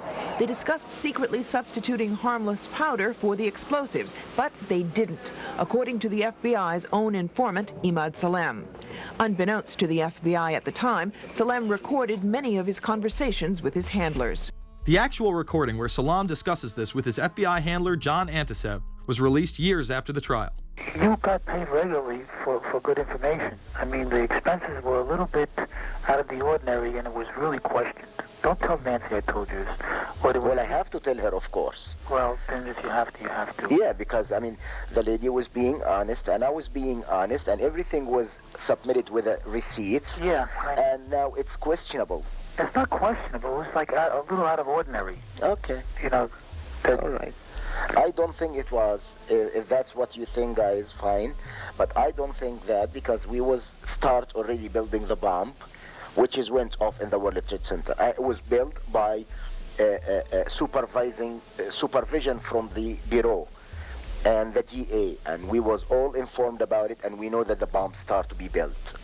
By who? By your confidential informant. What a wonderful, great case. Following the convictions of the Muslims who were too inept to make their own bomb and park the vehicle in the proper area, Salam was pulled into the FBI's Witness Protection Program, where he has never been heard from again. Prior to the largest and most devastating terrorist attack on U.S. soil, the United States was poised as the first truly global superpower. Brzezinski would muse in 1997 that geostrategic success would represent a fitting legacy of America's role as the first, only, and last truly global superpower, and that the only way to mobilize Americans was a truly massive and widely perceived direct external threat. In September of 2000, a neoconservative think tank called the Project for a New American Century echoed Brzezinski's statements, saying the United States is the world's only superpower, combining preeminent military power, global technological leadership, and the world's largest economy. An engine for New World Order ideals, members of PNAC included Dick Cheney, Donald Rumsfeld, Jeb Bush, Scooter Libby, William Kristol, and Paul Wolfowitz. Describing the difficulty in projecting force, they write the process of transformation is likely to be a long one, absent some catastrophic and catalyzing event, like a new Pearl Harbor. This takes us full circle to the September 11th attacks of 2001. In my previous film, Fabled Enemies, I expose in great detail the Saudi Arabian, Pakistani, and Israeli connections in conjunction with this international intelligence operation. In the early 1980s, bin Laden worked with operatives from U.S. intelligence, the Pakistani military, and Arab states. They ran a wide-ranging covert network that recruited and financed Muslim fighters to battle the Soviet army. The hijackers that were trained at U.S. military installations and protected by the FBI and CIA. The military exercises leading up to 9/11, and those that took place as the attacks occurred. Open line. Surveillance, Sergeant Richmond. Sergeant Richmond, Sergeant Light from Cheyenne Mountain Test Control. How are you? I'm doing fine. Okay, I need you to terminate all exercise inputs coming to Cheyenne Mountain at this time. Copy. And stay on loop until I verify that the connectivity is disconnected on the exercise side only. Okay, no, do not do any more inputs on the exercise side and stand by. I got Cheyenne Mountain on the line. Terminating all exercise inputs. So, Grover, if you didn't know this exercise. Oh, yeah. The Black Ops program, Able Danger, and the shadow government involvement. This morning we learned that the Vice President wasn't the only one sent to an undisclosed location on September 11th, that an entire backup government was and is still there and may be there for as long as anyone now at least can imagine. As well as much, much more. The government has lied about 9/11 repeatedly and used it to dominate the Middle East, while creating an evolving police state here, encroaching on civil liberties at home. And of course, building a new world order. There is a chance for the President of the United States to use this disaster to carry out what his father, a phrase his father used, I think, only once, and hasn't been used since, and that is a new world order. We know now that September 11th of 2001 was the beginning of what we might call a new world order. The new world order that this president's father talked about with such great enthusiasm seems to be high on the agenda of this administration. Under the second Bush administration, massive amounts of civil liberties were openly and brazenly taken away following 9/11. The passage of the Patriot Acts, the Military Commissions Act, and other horrifying anti-constitutional legislation was enabled by the incredible amount of fear generated by the media, all in the name of keeping us safe here at home. The war itself would create huge profits for the military-industrial complex, and the globalists would seize even more power and control over Middle Eastern resources in what they plan to become a Eurasian Union under their control. Although the establishment claimed to be fighting for our freedom abroad, they were destroying our sovereignty by stealth. Expanding on NAFTA, they were able to consolidate power on the domestic front by deindustrializing the United States through CAFTA, the Central American Free Trade Agreement, as well as the SPP, the Securities and Prosperity Partnership. Opponents, however, say the initiative is nothing less than a plan to create a North American Union that would eliminate sovereignty for all three nations. Building on the North American Free Trade Agreement, the NAFTA section of the Commerce Department is busy drafting laws and regulations for a North American Union, a union of Canada, America, and Mexico. The President has attended secret meetings and signed at least 2 agreements under the Security and Prosperity Partnership Program. The stated goal established by Presidents Bush, Fox, and Prime Minister Paul Martin is integration by 2010. It's a plan from the business elites, the political elites, that will cost more American jobs, cost American sovereignty, but it would fulfill the President's father's vision. Now, former United States Trade Ambassador Robert Zoellick is talking about it again with renewed vigor. This time, a new world order with business at the helm of trade and economic policy. It's an agenda that goes hand in hand with the United States, Mexico, and Canada working quietly and behind the scenes to promote a common market with common deregulation for the benefit of multinational corporations. It's remarkable to me, the arrogance, the idea of just simply throwing away the nation's sovereignty, but they're trying to do so in so many ways. People better understand that they mean exactly what they're saying. It's a new world order they're trying to create. Dobbs, the only mainstream anchor to expose the New World Order, resigned shortly after bullets were fired into his home. The elite do not plan on waiting around for these unions to be formed before implementing the next step in global government. Through the vast global economic crisis of the last few years, they have been able to devalue the dollar and undermine it as the world's reserve currency. They have allowed the Federal Reserve and IMF to consolidate power by taking control of the Securities and Exchange Commission, as well as issuing a global currency instead of the dollar, disguised as a special drawing rights unit. This aspect of the New World Order was announced at the G20 in April of 2009. There is a big thing that's going to happen in London at this G20, and then they're hiding it, they're camouflaging it, they're not talking about it. Coordination of international regulation. What they are going to do is to put our Fed and our SEC under the control, in effect, of the IMF. The New World Order, that's what they're planning in there, is to undermine the U.S. currency, and it's just really sad. What it really is putting the American economy under international regulation. Yeah. And those people who have been yelling, oh, the UN's going to take over global government. Conspiracy theorists. They've been crazy, but now they're right. There's 20 or whatever people in the G20, say there's 20 ministers, thousands of us, and we can't get our voices heard. When Geithner said he would be open to the idea of a global currency last week, yeah. Those conspiracy people had said and suggested that for years. Right. You're not wrong. Cash is becoming weeded out. Cash will most likely be eliminated or extremely difficult to use in many situations, so that you'll have to use the global currency or the electronic currency. Even though a physical global currency is yet to exist, groups such as BRIC are openly promoting a new reserve currency, which is a conglomerate of Brazil, Russia, Indonesia, and China. Get everyone in the whole world using one currency, which some people think that's a good idea. Russian President Dmitry Medvedev recently showed off a sample coin of the new world currency at the G8 in July of 2009.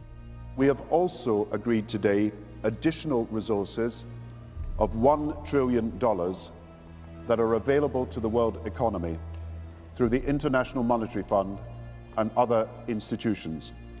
This includes 250 billion from special drawing rights, the reserve currency of the IMF, drawing rights that will be issued to countries who are part of the International Monetary Fund. I think a new world order is emerging, and with it the foundations of a new and progressive era of international cooperation. The head of the European Union is also calling for global government. 2009 is also the first year of global governance, with the establishment of the G20 in the middle of the financial crisis. Gordon Brown has called for a world constitution We now need nothing short of a world constitution for the global financial system. Both Gordon Brown and Barack Obama had been groomed to be the next Anglo-American spokesman for this new world order after Bush and Blair stepped down. Here is Gordon Brown in front of the CBI prior to him being chosen to become Prime Minister. And it's only now that we can begin to understand that the world order that globalization brings and what it's going to look like. But what does the new world order mean for countries like ours who are looking to succeed? And the question for us is how we meet and master all these challenges to ensure that Britain enhances its competitiveness in the process and realizes what I believe is our destiny of success in this new world order. A new world is emerging. It is a new world order with significantly different and radically new challenges for the future. President Barack Obama has also espoused similar views on globalism. Here he is in Berlin, Germany, in July of 2008, in what media have dubbed his New World Order speech. Well, there have been extraordinary scenes in Berlin tonight as thousands of people gathered to hear Barack Obama deliver key foreign policy speech on his current European tour. The Democratic presidential hopeful laid out his vision for America's place in a new world order. In this new world, such dangerous currents have swept along faster than our efforts to contain them. And that is why we cannot afford to be divided. No one nation, no matter how large or powerful, can defeat such challenges alone. But the burdens of global citizenship continue to bind us together. In this new century, Americans and Europeans alike will be required to do more, not less. Partnership and cooperation among nations is not a choice. It is the only way, the one way, to protect our common security and advance our common humanity. That is why America cannot turn inward. That is why Europe cannot turn inward. America has no better partner than Europe. Now is the time to build new bridges across the globe as strong as the one that binds us across the Atlantic. Now is the time to join together through constant cooperation and strong institutions and shared sacrifice and a global commitment to progress to meet the challenges of the 21st century. Barack Obama also became the first sitting president to ever become the chair of the Security Council for the United Nations, which only further cites his allegiance to world government. In an era when our destiny is shared, power is no longer a zero-sum game. No one nation can or should try to dominate another nation. No world order that elevates one nation or group of people over another will succeed. No balance of power among nations will hold. The traditional divisions between nations of the South and the North make no sense in an interconnected world. I think his task will be to develop an overall strategy for America in this period when really a new world order can be created. It's a great opportunity. The globalists, who know that Obama is going to promote their plan, want to make him such a superhero that nobody will question what he's doing. He is very much a product of the system that he is now technically in charge of. Obama alone, or the Democrat Party alone, is not responsible for his massive rock star status. It's been done by the media. This establishes that Obama is an unapologetic globalist who holds no one nation above another, despite its policies. Perhaps we should move towards a society more like China if that's the case. After all, on the 60th anniversary of the communist Mao regime takeover, the Empire State Building, once a proud symbol of the United States, was lit in the colors of the Communist Party halfway across the world. In fact, following the United Nations Copenhagen Conference in December of 2009, the Washington Post ran the headline, "Copenhagen Climate Deal Shows New World Order May Be Led by US, China." The Copenhagen Conference was disguised as a summit that would save the planet from man-made global warming by cutting carbon emissions. When taking a look at the almost 200-page document that was being proposed, it becomes evident that this was yet another attempt to establish global government and set up a global tax. In Section 38, it states, "The scheme for the new institutional arrangement under the Convention will be based on 3 basic pillars: government, facilitative mechanism, and financial mechanism." In Section 47, subsection F, it discusses cap-and-trade schemes and carbon taxes and the use of new and existing flexible carbon market mechanisms. These cap-and-trade schemes were just that, a scheme to further transfer the wealth from the poor to the ultra-rich. One of the ways it will drive the change is through global governance and global agreements. The fact that our president even attended should be considered treason. Just weeks before the conference, ClimateGate hit the media. Secret emails confirm that many of the United Nations lead scientists had engaged in fraud in order to promote the idea that man-made global warming was occurring and that carbon dioxide was a toxic gas. In reality, they admitted the Earth had been cooling for the last decade and that they had destroyed the source data in order to ensure the scientific community would be unable to review their findings.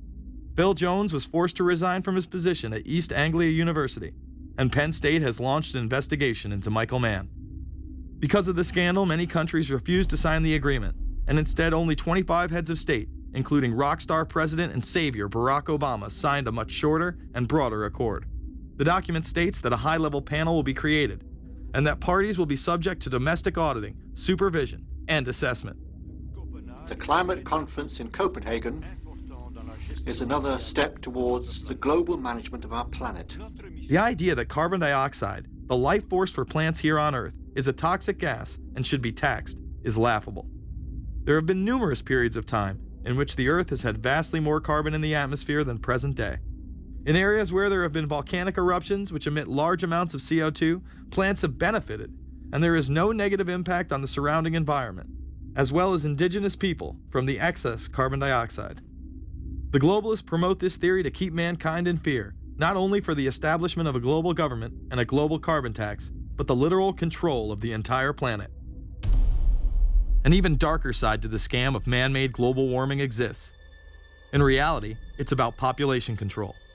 Ted Turner reveals himself here in this interview with Charlie Rose. We've got to stabilize the population. When I was born, there were so what's wrong with the population? I mean, with too many people.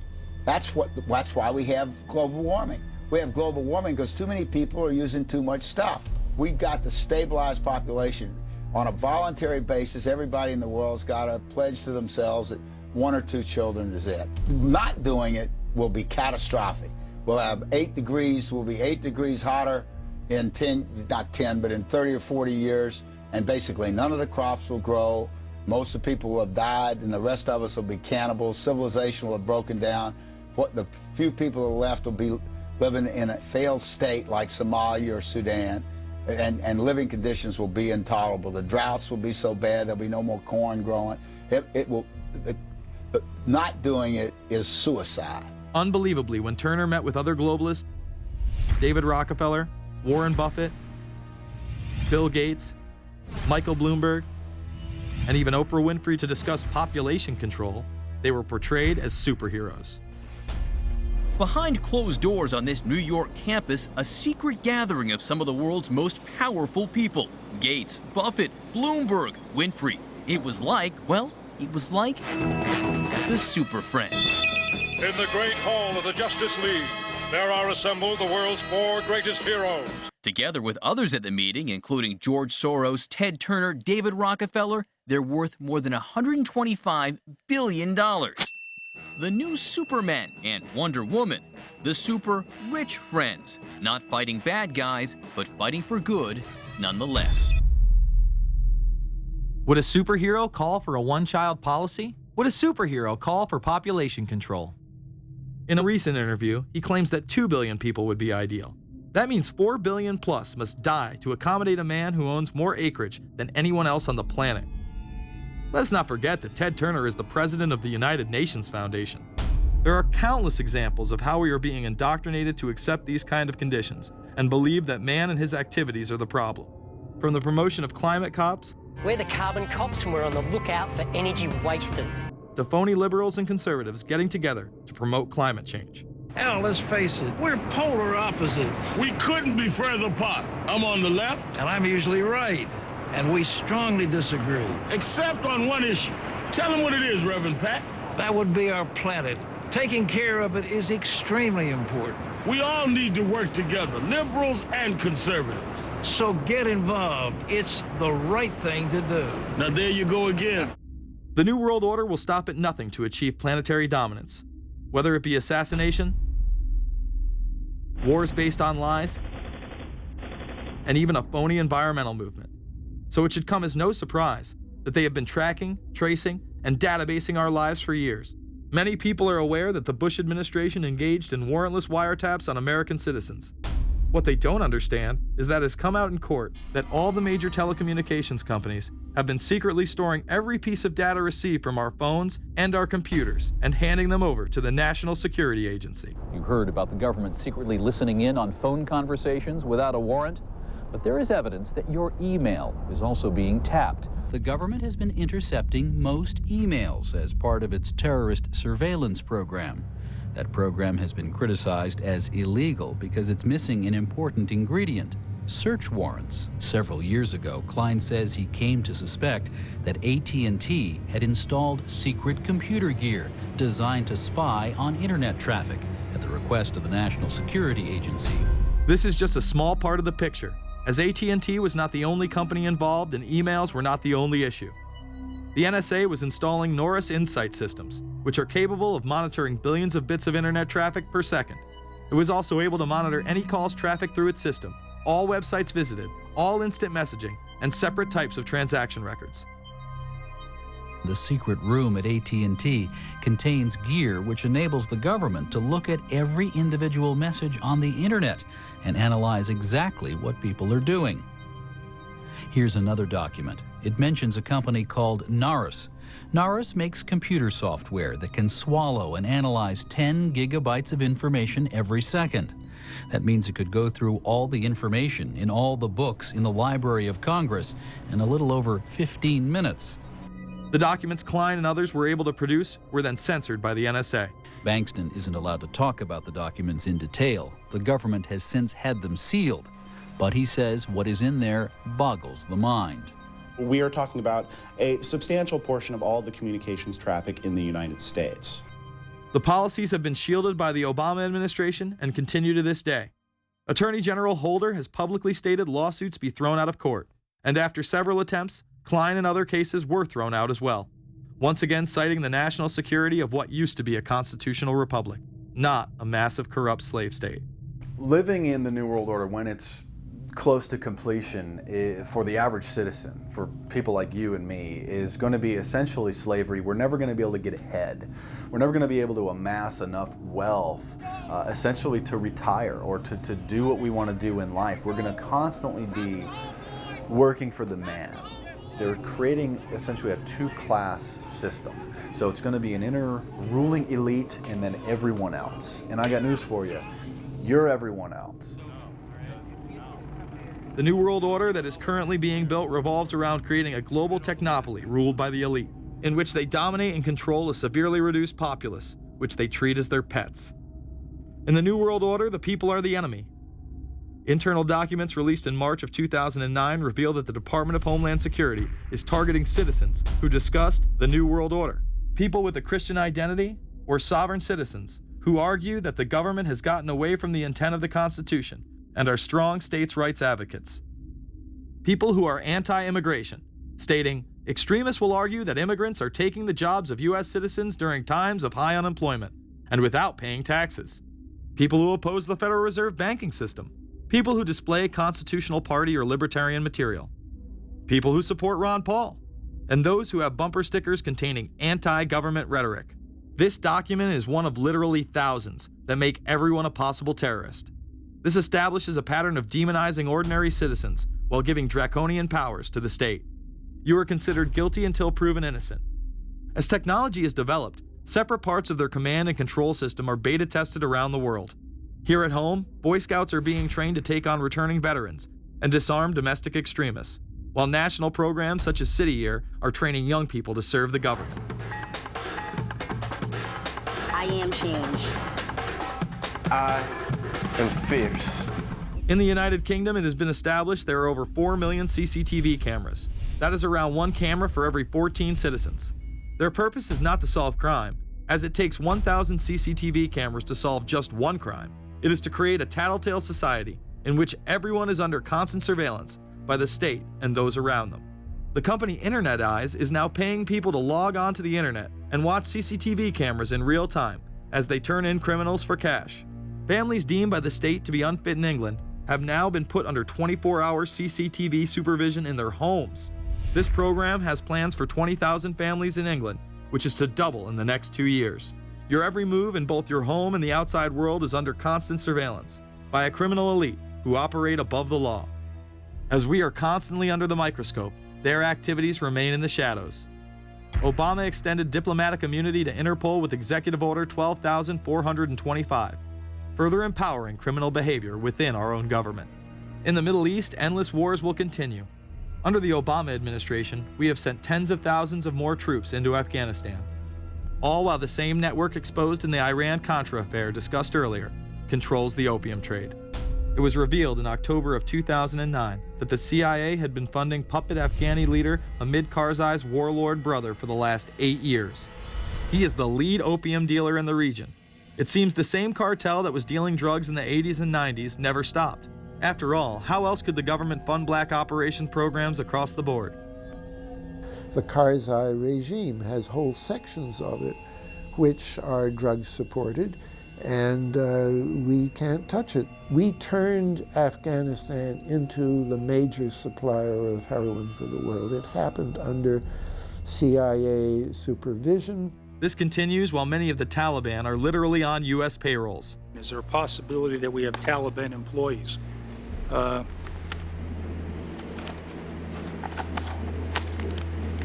commander in the field, or I should say the COCOM commander, General Petraeus, has made it a conscious effort to, as part of his coin strategy, to hire local nationals.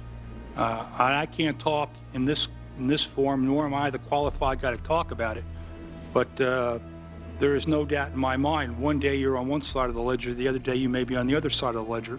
Biometrics have been instituted in both Afghanistan and Iraq, where individuals are subject to fingerprint devices, iris scanners, and electronic databases to screen local residents as well as DNA tests.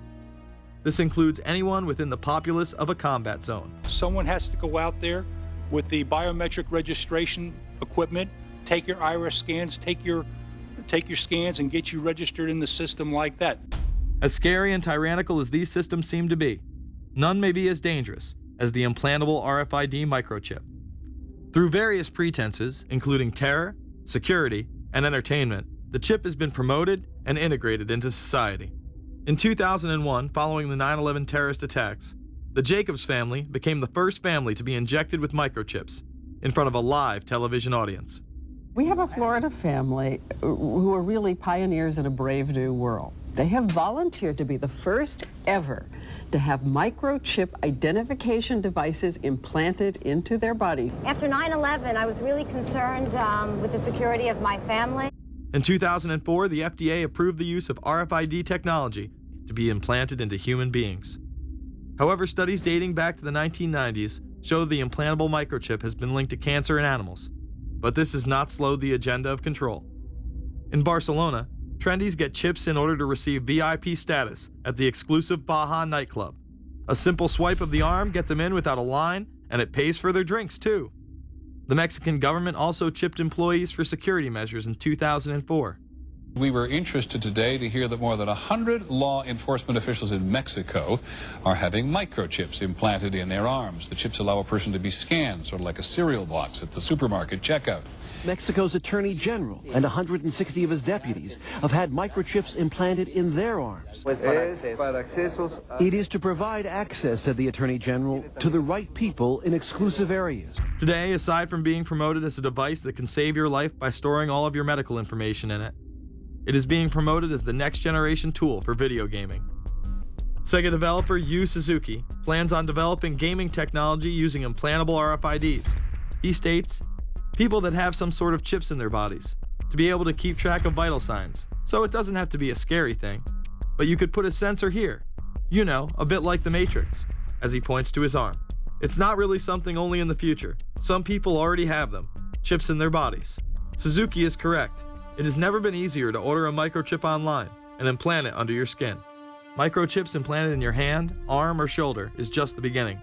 Some have already taken implantable brain chips that may enable the blind to see again, the deaf to hear, and much, much more, including the ability to download information directly into the brain and instantly communicate with anyone in the world, creating a worldwide mind. It's very interesting that the way that the New World Order is going is moving towards a system that is identical to that, whether it's going to be an implantable microchip, an RFID, a thumb scan, whether it's going to be some sort of a tattoo. Imagine a planet where every human being is required to be chipped at birth. This would be the final tool implemented in a command and control world government system in which the elite rule the masses with total control of their lives. This is, of course, a terrible predicament for those of us who are convinced that this system is slowly but surely destroying this country and has to be changed. But we can't count on the elected presidents to do it, and we can't count on the elected Congress to do it. We somehow have to mobilize the technological resources of the internet to create some kind of new political force in this country. So is there anything else about the ruling class we should know? Politicians, business leaders, and media figures are often portrayed as pillars of morality while they describe themselves as Christian conservatives. Nothing could be further from the truth. In reality, many of the elite are groomed at a young age to take part in occult rituals. Those who attend Yale are indoctrinated into the Order of Skull and Bones, an elite secret society cloaked as a fraternal order. Yale University is 300 years old this year, and were you to visit its campus, you would see that it still has exotic clubhouses, which look like tombs where Yale's legendary secret societies meet. Their prestige and importance have largely evaporated, but the rituals are still a secret. And so when we heard that some enterprising characters had managed to spy on the famous Skull and Bones Society, we couldn't resist. Skull and Bones, people say it's a fraternity at Yale University, but it's really a postgraduate organization. So it was founded in 1832, and it's not like a normal fraternity. People don't pledge. These people choose who they want to come. So they do the recruiting. They recruit 15 people every year, people who they see are going to be powerful people in the future. So they're recruited when they're a junior in college. A lot of these people come from really wealthy and influential families because they know that this person has the resources to then elevate them to a position of power that can benefit the club. The video shows the neophytes, or initiates, kissing a skull, then performing a mock human sacrifice. Horrific screams caught on tape include chants of, "The devil equals death, death equals the devil." True. Famous alums include Senators John Kerry and John Chafee, to name two, cabinet secretaries such as Averell Harriman, and 3 presidents, William Taft, George Bush, and George W. Bush, who's been reluctant to talk about Skull and Bones. Does it still exist? The thing is so secret, I'm not even sure it still exists. Former Skull and Bones members and current members have been presidents, heads of the CIA, senators, heads of business. I mean, huge, huge corporations. These people have the network that brings them to such a position of power that most people could only dream of. Bush would run against his fellow Bonesman and distant cousin John Kerry in 2004. You both were members of Skull and Bones, a secret society at Yale. What does that tell us? Not much, because it's a secret. Is there a secret handshake? Is there a secret code? I wish there were something secret I could manifest. 322, a secret number? There are all kinds of secrets, Tim. You were both in Skull and Bones, the secret society. It's so secret we can't talk about it. What does that mean for America? The conspiracy theorists are going to go wild. I'm sure they are. I don't know. I haven't seen the web. Number 322?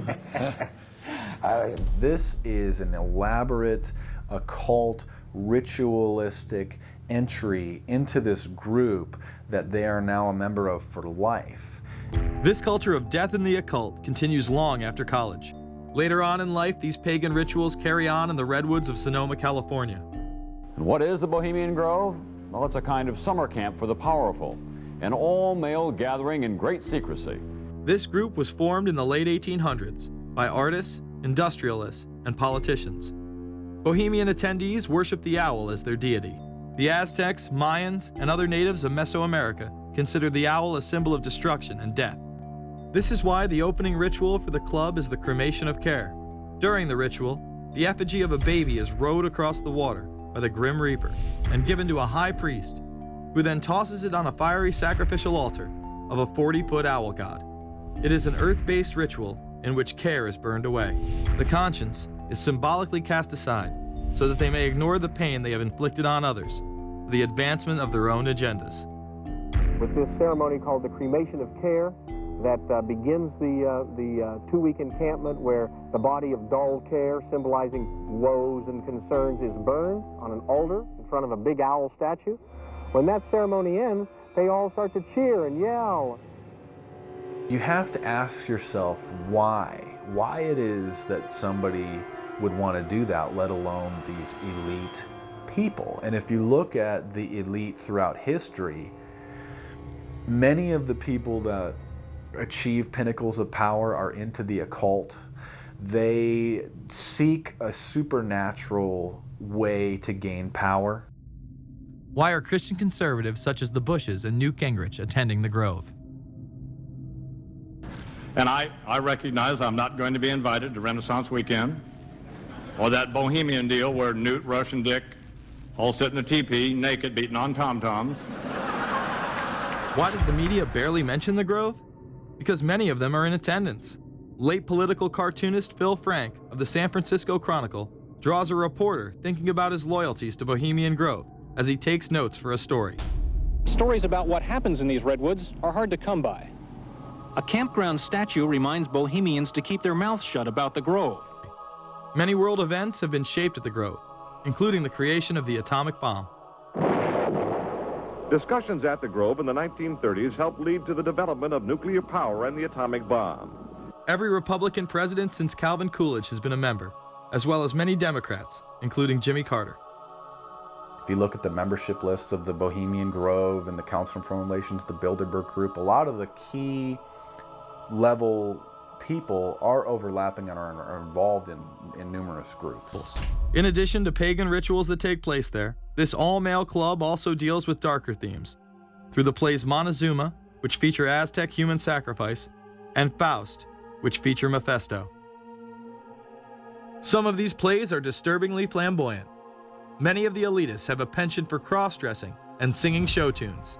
Perhaps that is why much of the all-male staff also happen to be homosexuals. Well, each year, many of them seem to have a stunt or try to come up with a stunt. Last year, in 1980, the popular button was Free the Fortune 500. Bohemian Grove that I attend one time at a time. It is the most faggot goddamn thing you will ever imagine. In 2004, the New York Post reported that gay porn star Chad Savage would be servicing moguls at the Bohemian Grove. In recent years, several politicians have been outed in scandals, including Senator Larry Craig, who tried to solicit sex from an undercover officer in 2007. Even more shocking, it was revealed in 2004 that right-wing blogger James Guckert, who had unprecedented access to the White House during the Iraq War, was actually Jeff Gannon, a madam and male prostitute for MilitaryStuds.com. During his 2 years writing for GOP USA and Talon News, Gannon officially made over 200 appearances at the White House. Oddly enough, over 24 of these visits would take place when there were no scheduled briefings. He failed to check in or out with the Secret Service on many other occasions, coming and going as he pleased. These type of activities are not new to the White House. In 1989, headlines involving call boys in the White House rocked the cover of the Washington Times. The Washington Times reported today that unidentified White House aides in the Carter, Reagan, and Bush administrations now are being investigated for using the services of a call boy ring. The paper reports that 2 of the male prostitutes were given a late-night tour of the White House last year. Hundreds of credit card receipts obtained by the Washington Times confirm that its clients were key officials of the Reagan and Bush administrations, military officers, congressional aides, and U.S. and foreign businessmen with close social ties to Washington's political elite. This ring extended beyond the White House and into Congressman Barney Frank's bedroom. Barney Frank, one of 2 openly homosexual members of Congress, acknowledged having used a male prostitute, whom he then hired as a personal employee. The man had keys to Frank's basement apartment on Capitol Hill. Frank paid him approximately $20,000 out of his own pocket to be his housekeeper and driver. But as first reported in today's Washington Times, the man was on probation for sex crimes and a drug conviction. and he ran a prostitution business out of Frank's home. Although Frank tried to claim ignorance, Stephen Goby, the prostitute in question, claimed that Frank was completely aware of what was going on and was even receiving free and discounted sexual services. The fix seemed to be in. Frank was threatening members of Congress to remain silent prior to being exposed in this sex ring. Massachusetts Democrat Barney Frank, a homosexual, threatened to expose fellow congressmen he knew to be gay unless they stopped spreading rumors. Questions stopped and Frank walked away with a slap on the wrist. Some members of the Ethics Committee were disgusted. Do we tolerate, do we condone a member of this body who knowingly permits a house of prostitution to be operated out of his residence? You have just heard one of the most edited, selective garbage that has ever been put forth, in my opinion, in this House. Again, we see people of the highest levels of power involved in the most repulsive and decadent of crimes. They couldn't care less about the code of conduct that's taught in all major religions about treating others the way that you want to be treated. And then they masquerade, they put this false front on that they're like everybody else, because your average person wants to do right, believes in some sort of a karma, believes in some sort of a divine justice in the universe.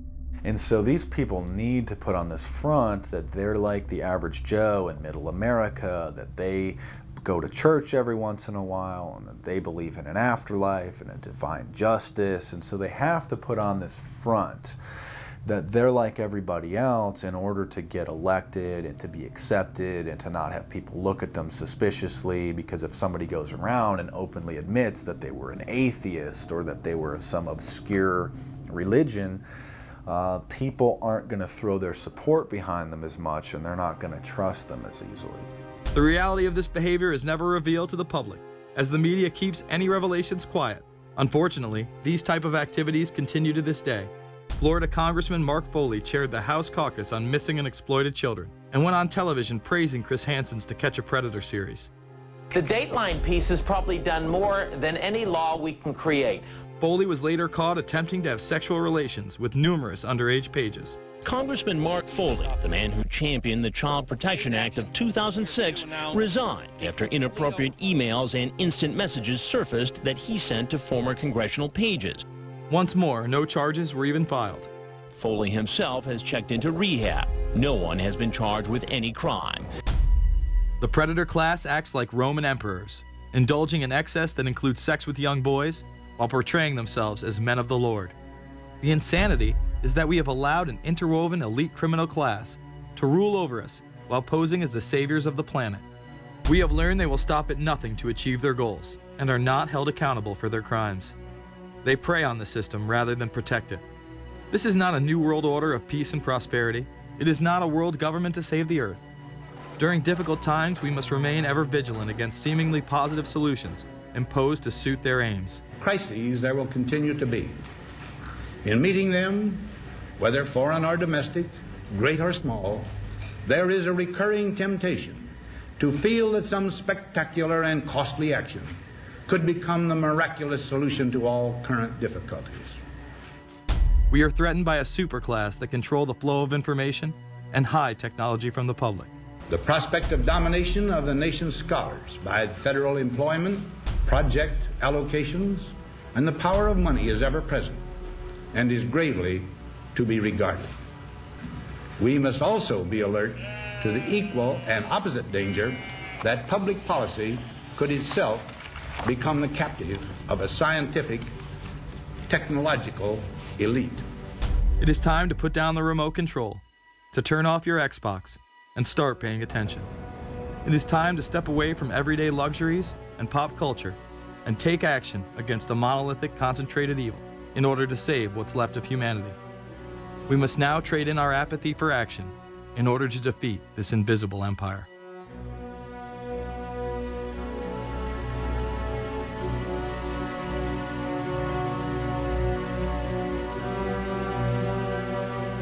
How set up are we to deal with this new world order? I think we're going to hear a lot about that today. Let's take the New World Order. It's an interesting phrase. I've been thinking a little bit about the structure of the world, right? The New World Order, as everybody says. The peace could yield to the pernicious New World Order. The New World Order. The New World Order. The New World Order. The New World Order. This New World Order. Stay fixed on your goal of imposing the New World Order. You kept talking about a New World Order. A New World Order.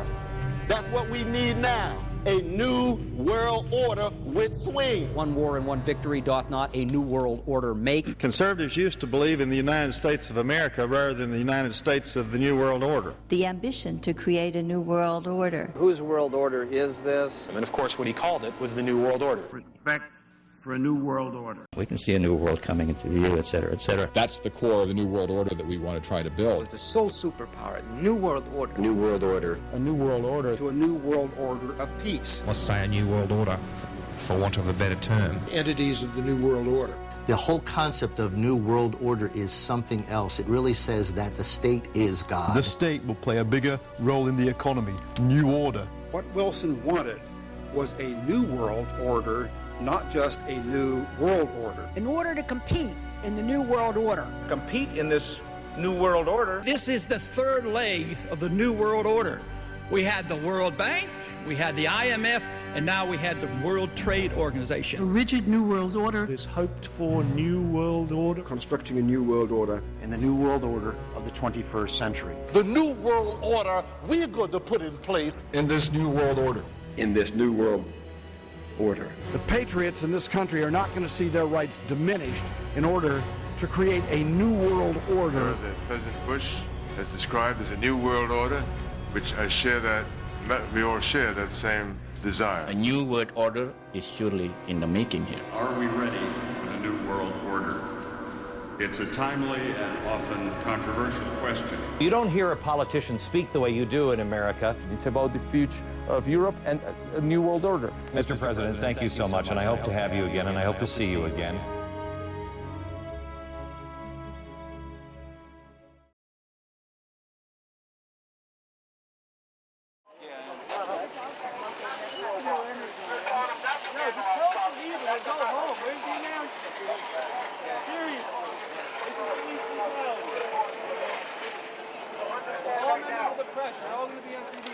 Guys, just remember that's a young girl right there.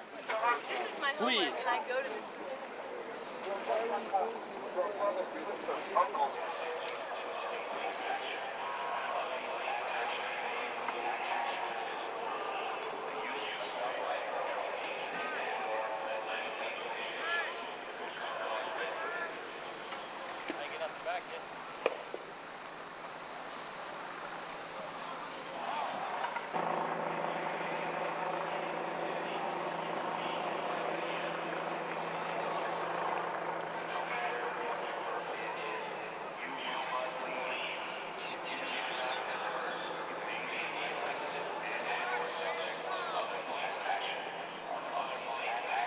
Tell me where I gotta go, sir.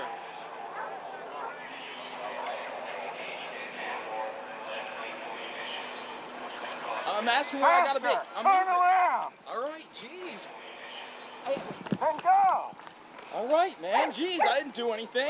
Not violent.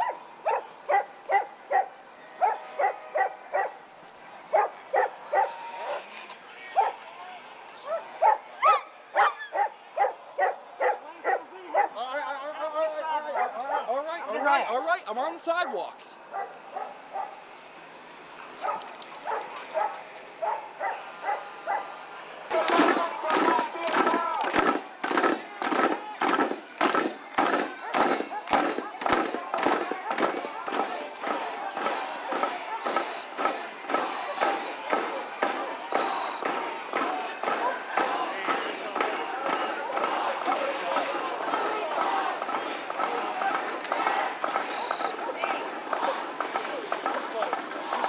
You may be arrested and or subject to other police action.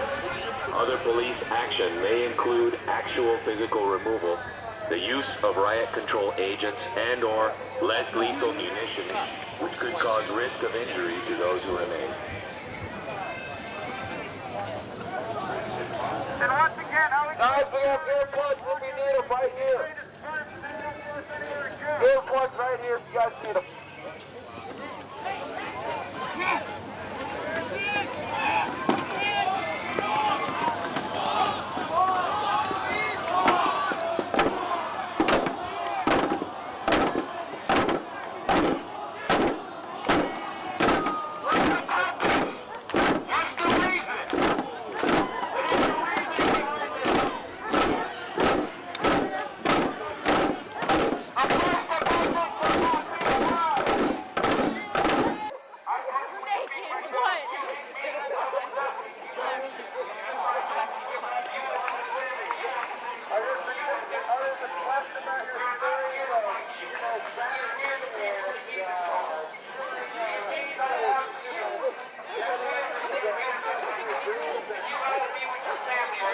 Standing out here facing American citizens. American citizens who love their freedoms and liberties and are willing to stand up to you guys and your rights because they believe in our rights. We have courage. We have heart. Big Bird. We do not need to recognize our rights. This is clearly just a campaign to you. You get the gear too. This is unfair. If I see anybody committing a crime, breaking a window, lighting something on fire, I will personally go over there and stop it. Because I understand that does not work, it doesn't help anybody. I understand that it has to be classified. That the police work as agent provocateurs. Go! Down here. Here we go. Time to go home, boys. Time to go home, boys. Time to go home, boys. Go, move. Wait, post right there. Post right here. I don't think so. Let me go, please. I'm going. I'm going. Get out. I'm going. Get out. I'm going. Get out. Get out. Please let me have my vehicle. My bike. That's my vehicle. Stay back. Yes, I'm. Get out. I'm gone. Good job.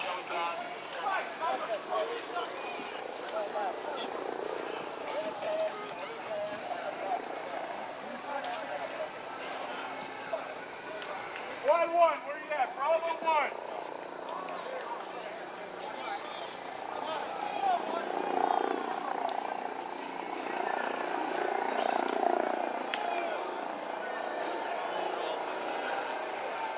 Make a buffer, dude. We let you out.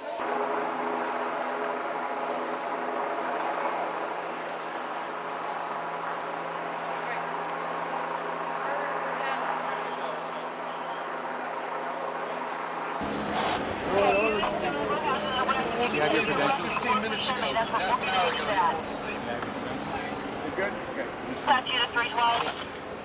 Thank you. Go ahead. Let her out. Let her I out. just want you to be through this call pending 200 South Craig Street. What's going on? I'm walking. I'm like, let me get out. They start camera like going all around us. I'm walking. Police officer just shoves me with his nightstick. I start running. They're like, you're not moving quick enough. Takes me and beats me. Hey, for your safety, get on the ground. For your safety. And now we're all being arrested for Get what? on the ground. Sir, for your safety, get down on the ground. Can I get out of press? Sir, for your safety, get down. You're with the press? Yes, sir. Who are you with? Dude. Oh, Jesus Christ. He's out? Man, I thought you were caught. Hips Have out. you seen Pitt? Hips out. Hips out. Hips out. Hips out.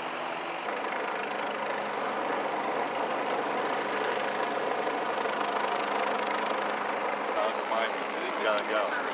Keep your eyes open, all right? No, keep them open, man. Come on. It's work.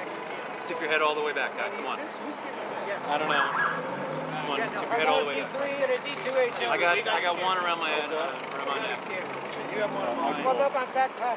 You got your backpack. Yeah, your backpack's right behind you. Out of here. She's out of here. She's out of here. Yeah. You want Andy? Yeah, Andy and I'll stay. Right here. Good. Right there, right there. Around. He was right next to me, and he literally put on and we both tried to leave. Run it, 59U. I mean, for you to eyes, how close they hit him. All right, cool. Thanks, man. Yeah. You all right? Go ahead, dude. You want some eggs? Do you need a dry one? Yeah. Hey, we'll take one to Scott. Hey, where you guys parked? You're just right over there. I have a PhD in political science. I taught English at the University of California for 34 years. And now that I'm retired, I can devote all my time to writing books about deep politics. With the development of the atomic bomb, people worried about the decapitation of the American government. And so ever since the 50s, there have been groups of people, usually very interesting people, planning for what would happen if there was a nuclear attack and the government was, as they say, decapitated. And under Reagan, that planning went off in a new direction. Two of the key people doing the secret planning then were Cheney and Rumsfeld, although Cheney was just an ordinary congressman under Reagan, and Rumsfeld was the CEO of a drug company, but they were empowered to consider, they worked with Oliver North, and it was called Plans for the Suspension of the Government, and they changed the conditions. There was a special executive order which said it would no longer be for an atomic attack, but for any emergency. And that's why it was possible for COG actually to be instituted for the first time on September the 11th, which of course was not an atomic attack. By that time, Cheney and Rumsfeld had been working on the planning for 20 years. And in the late 90s, neither Cheney nor Rumsfeld was in the government. They were both CEOs of corporations. What this means, the only way the best evidence we have about it is to go back to when Oliver North was quizzed about it in the Iran-Contra hearings, and he was asked if he was working on plans to suspend the American Constitution. And the chairman of the committee, the Iran-Contra committee, banged his gavel and said, "We can't go into that in a public session," which sort of corroborated that he knew what was being talked about and there was something there. I think that many of the things that are most disturbing that we've seen since 9/11, the end of habeas corpus, warrantless detention, warrantless surveillance, and above all, preparations for martial law. Those are things that were described about this planning back in the 80s, and we've seen them all come to fruition since 9/11. So in my book, The Road to 9/11, I speculate that this is part of the COG plan that was implemented. The fact is we don't know, Congress doesn't know, and when Congressman DeFazio of the Homeland Security Committee saw that the state of emergency authorizing this had been renewed yet again in 2007, and that there were COG provisions in the classified annex, he asked to see them, and he was told he didn't have the clearance to see them. And then the Homeland Security chairman on stationery officially asked and was told that the committee didn't have the clearances to see what the COG planning was. So that this is we're getting to two levels of government here. One level of government where we have checks and balances, what we call the constitutional government, and a higher level of COG government where the constitutional authorities are not allowed to go. I don't want to get too much into detail, but I think a lot of what we don't understand about what happened on the morning of 9/11 and what Cheney was doing that morning, which is he's given two different versions of, all has to do that he was doing things on a COG phone, which wasn't even in the bunker under the White House, was in a more secure place. And that's why the 9/11 Commission looked for authorization to bring the planes down and so on, and they couldn't find that authorization. There's just there's some kind of gap in the telephonic communication, and I think the answer is it's because we were going now to COG communications instead of ordinary communications. A state of emergency, cannot last for more than a year and has to be renewed.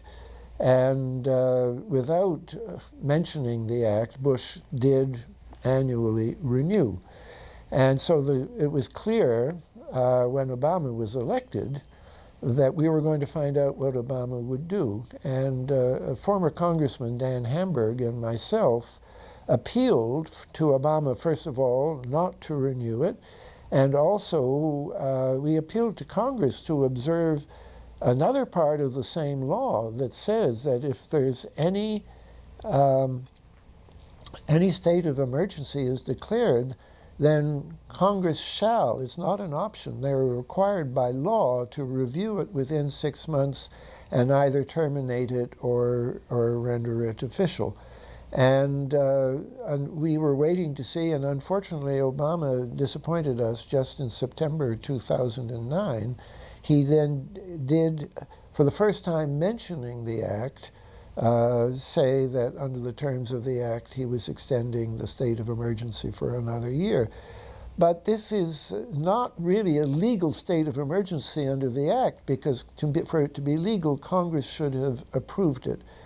And it was a terrible disappointment that we asked on the internet, we asked people to write their congressman, make sure Congress did this.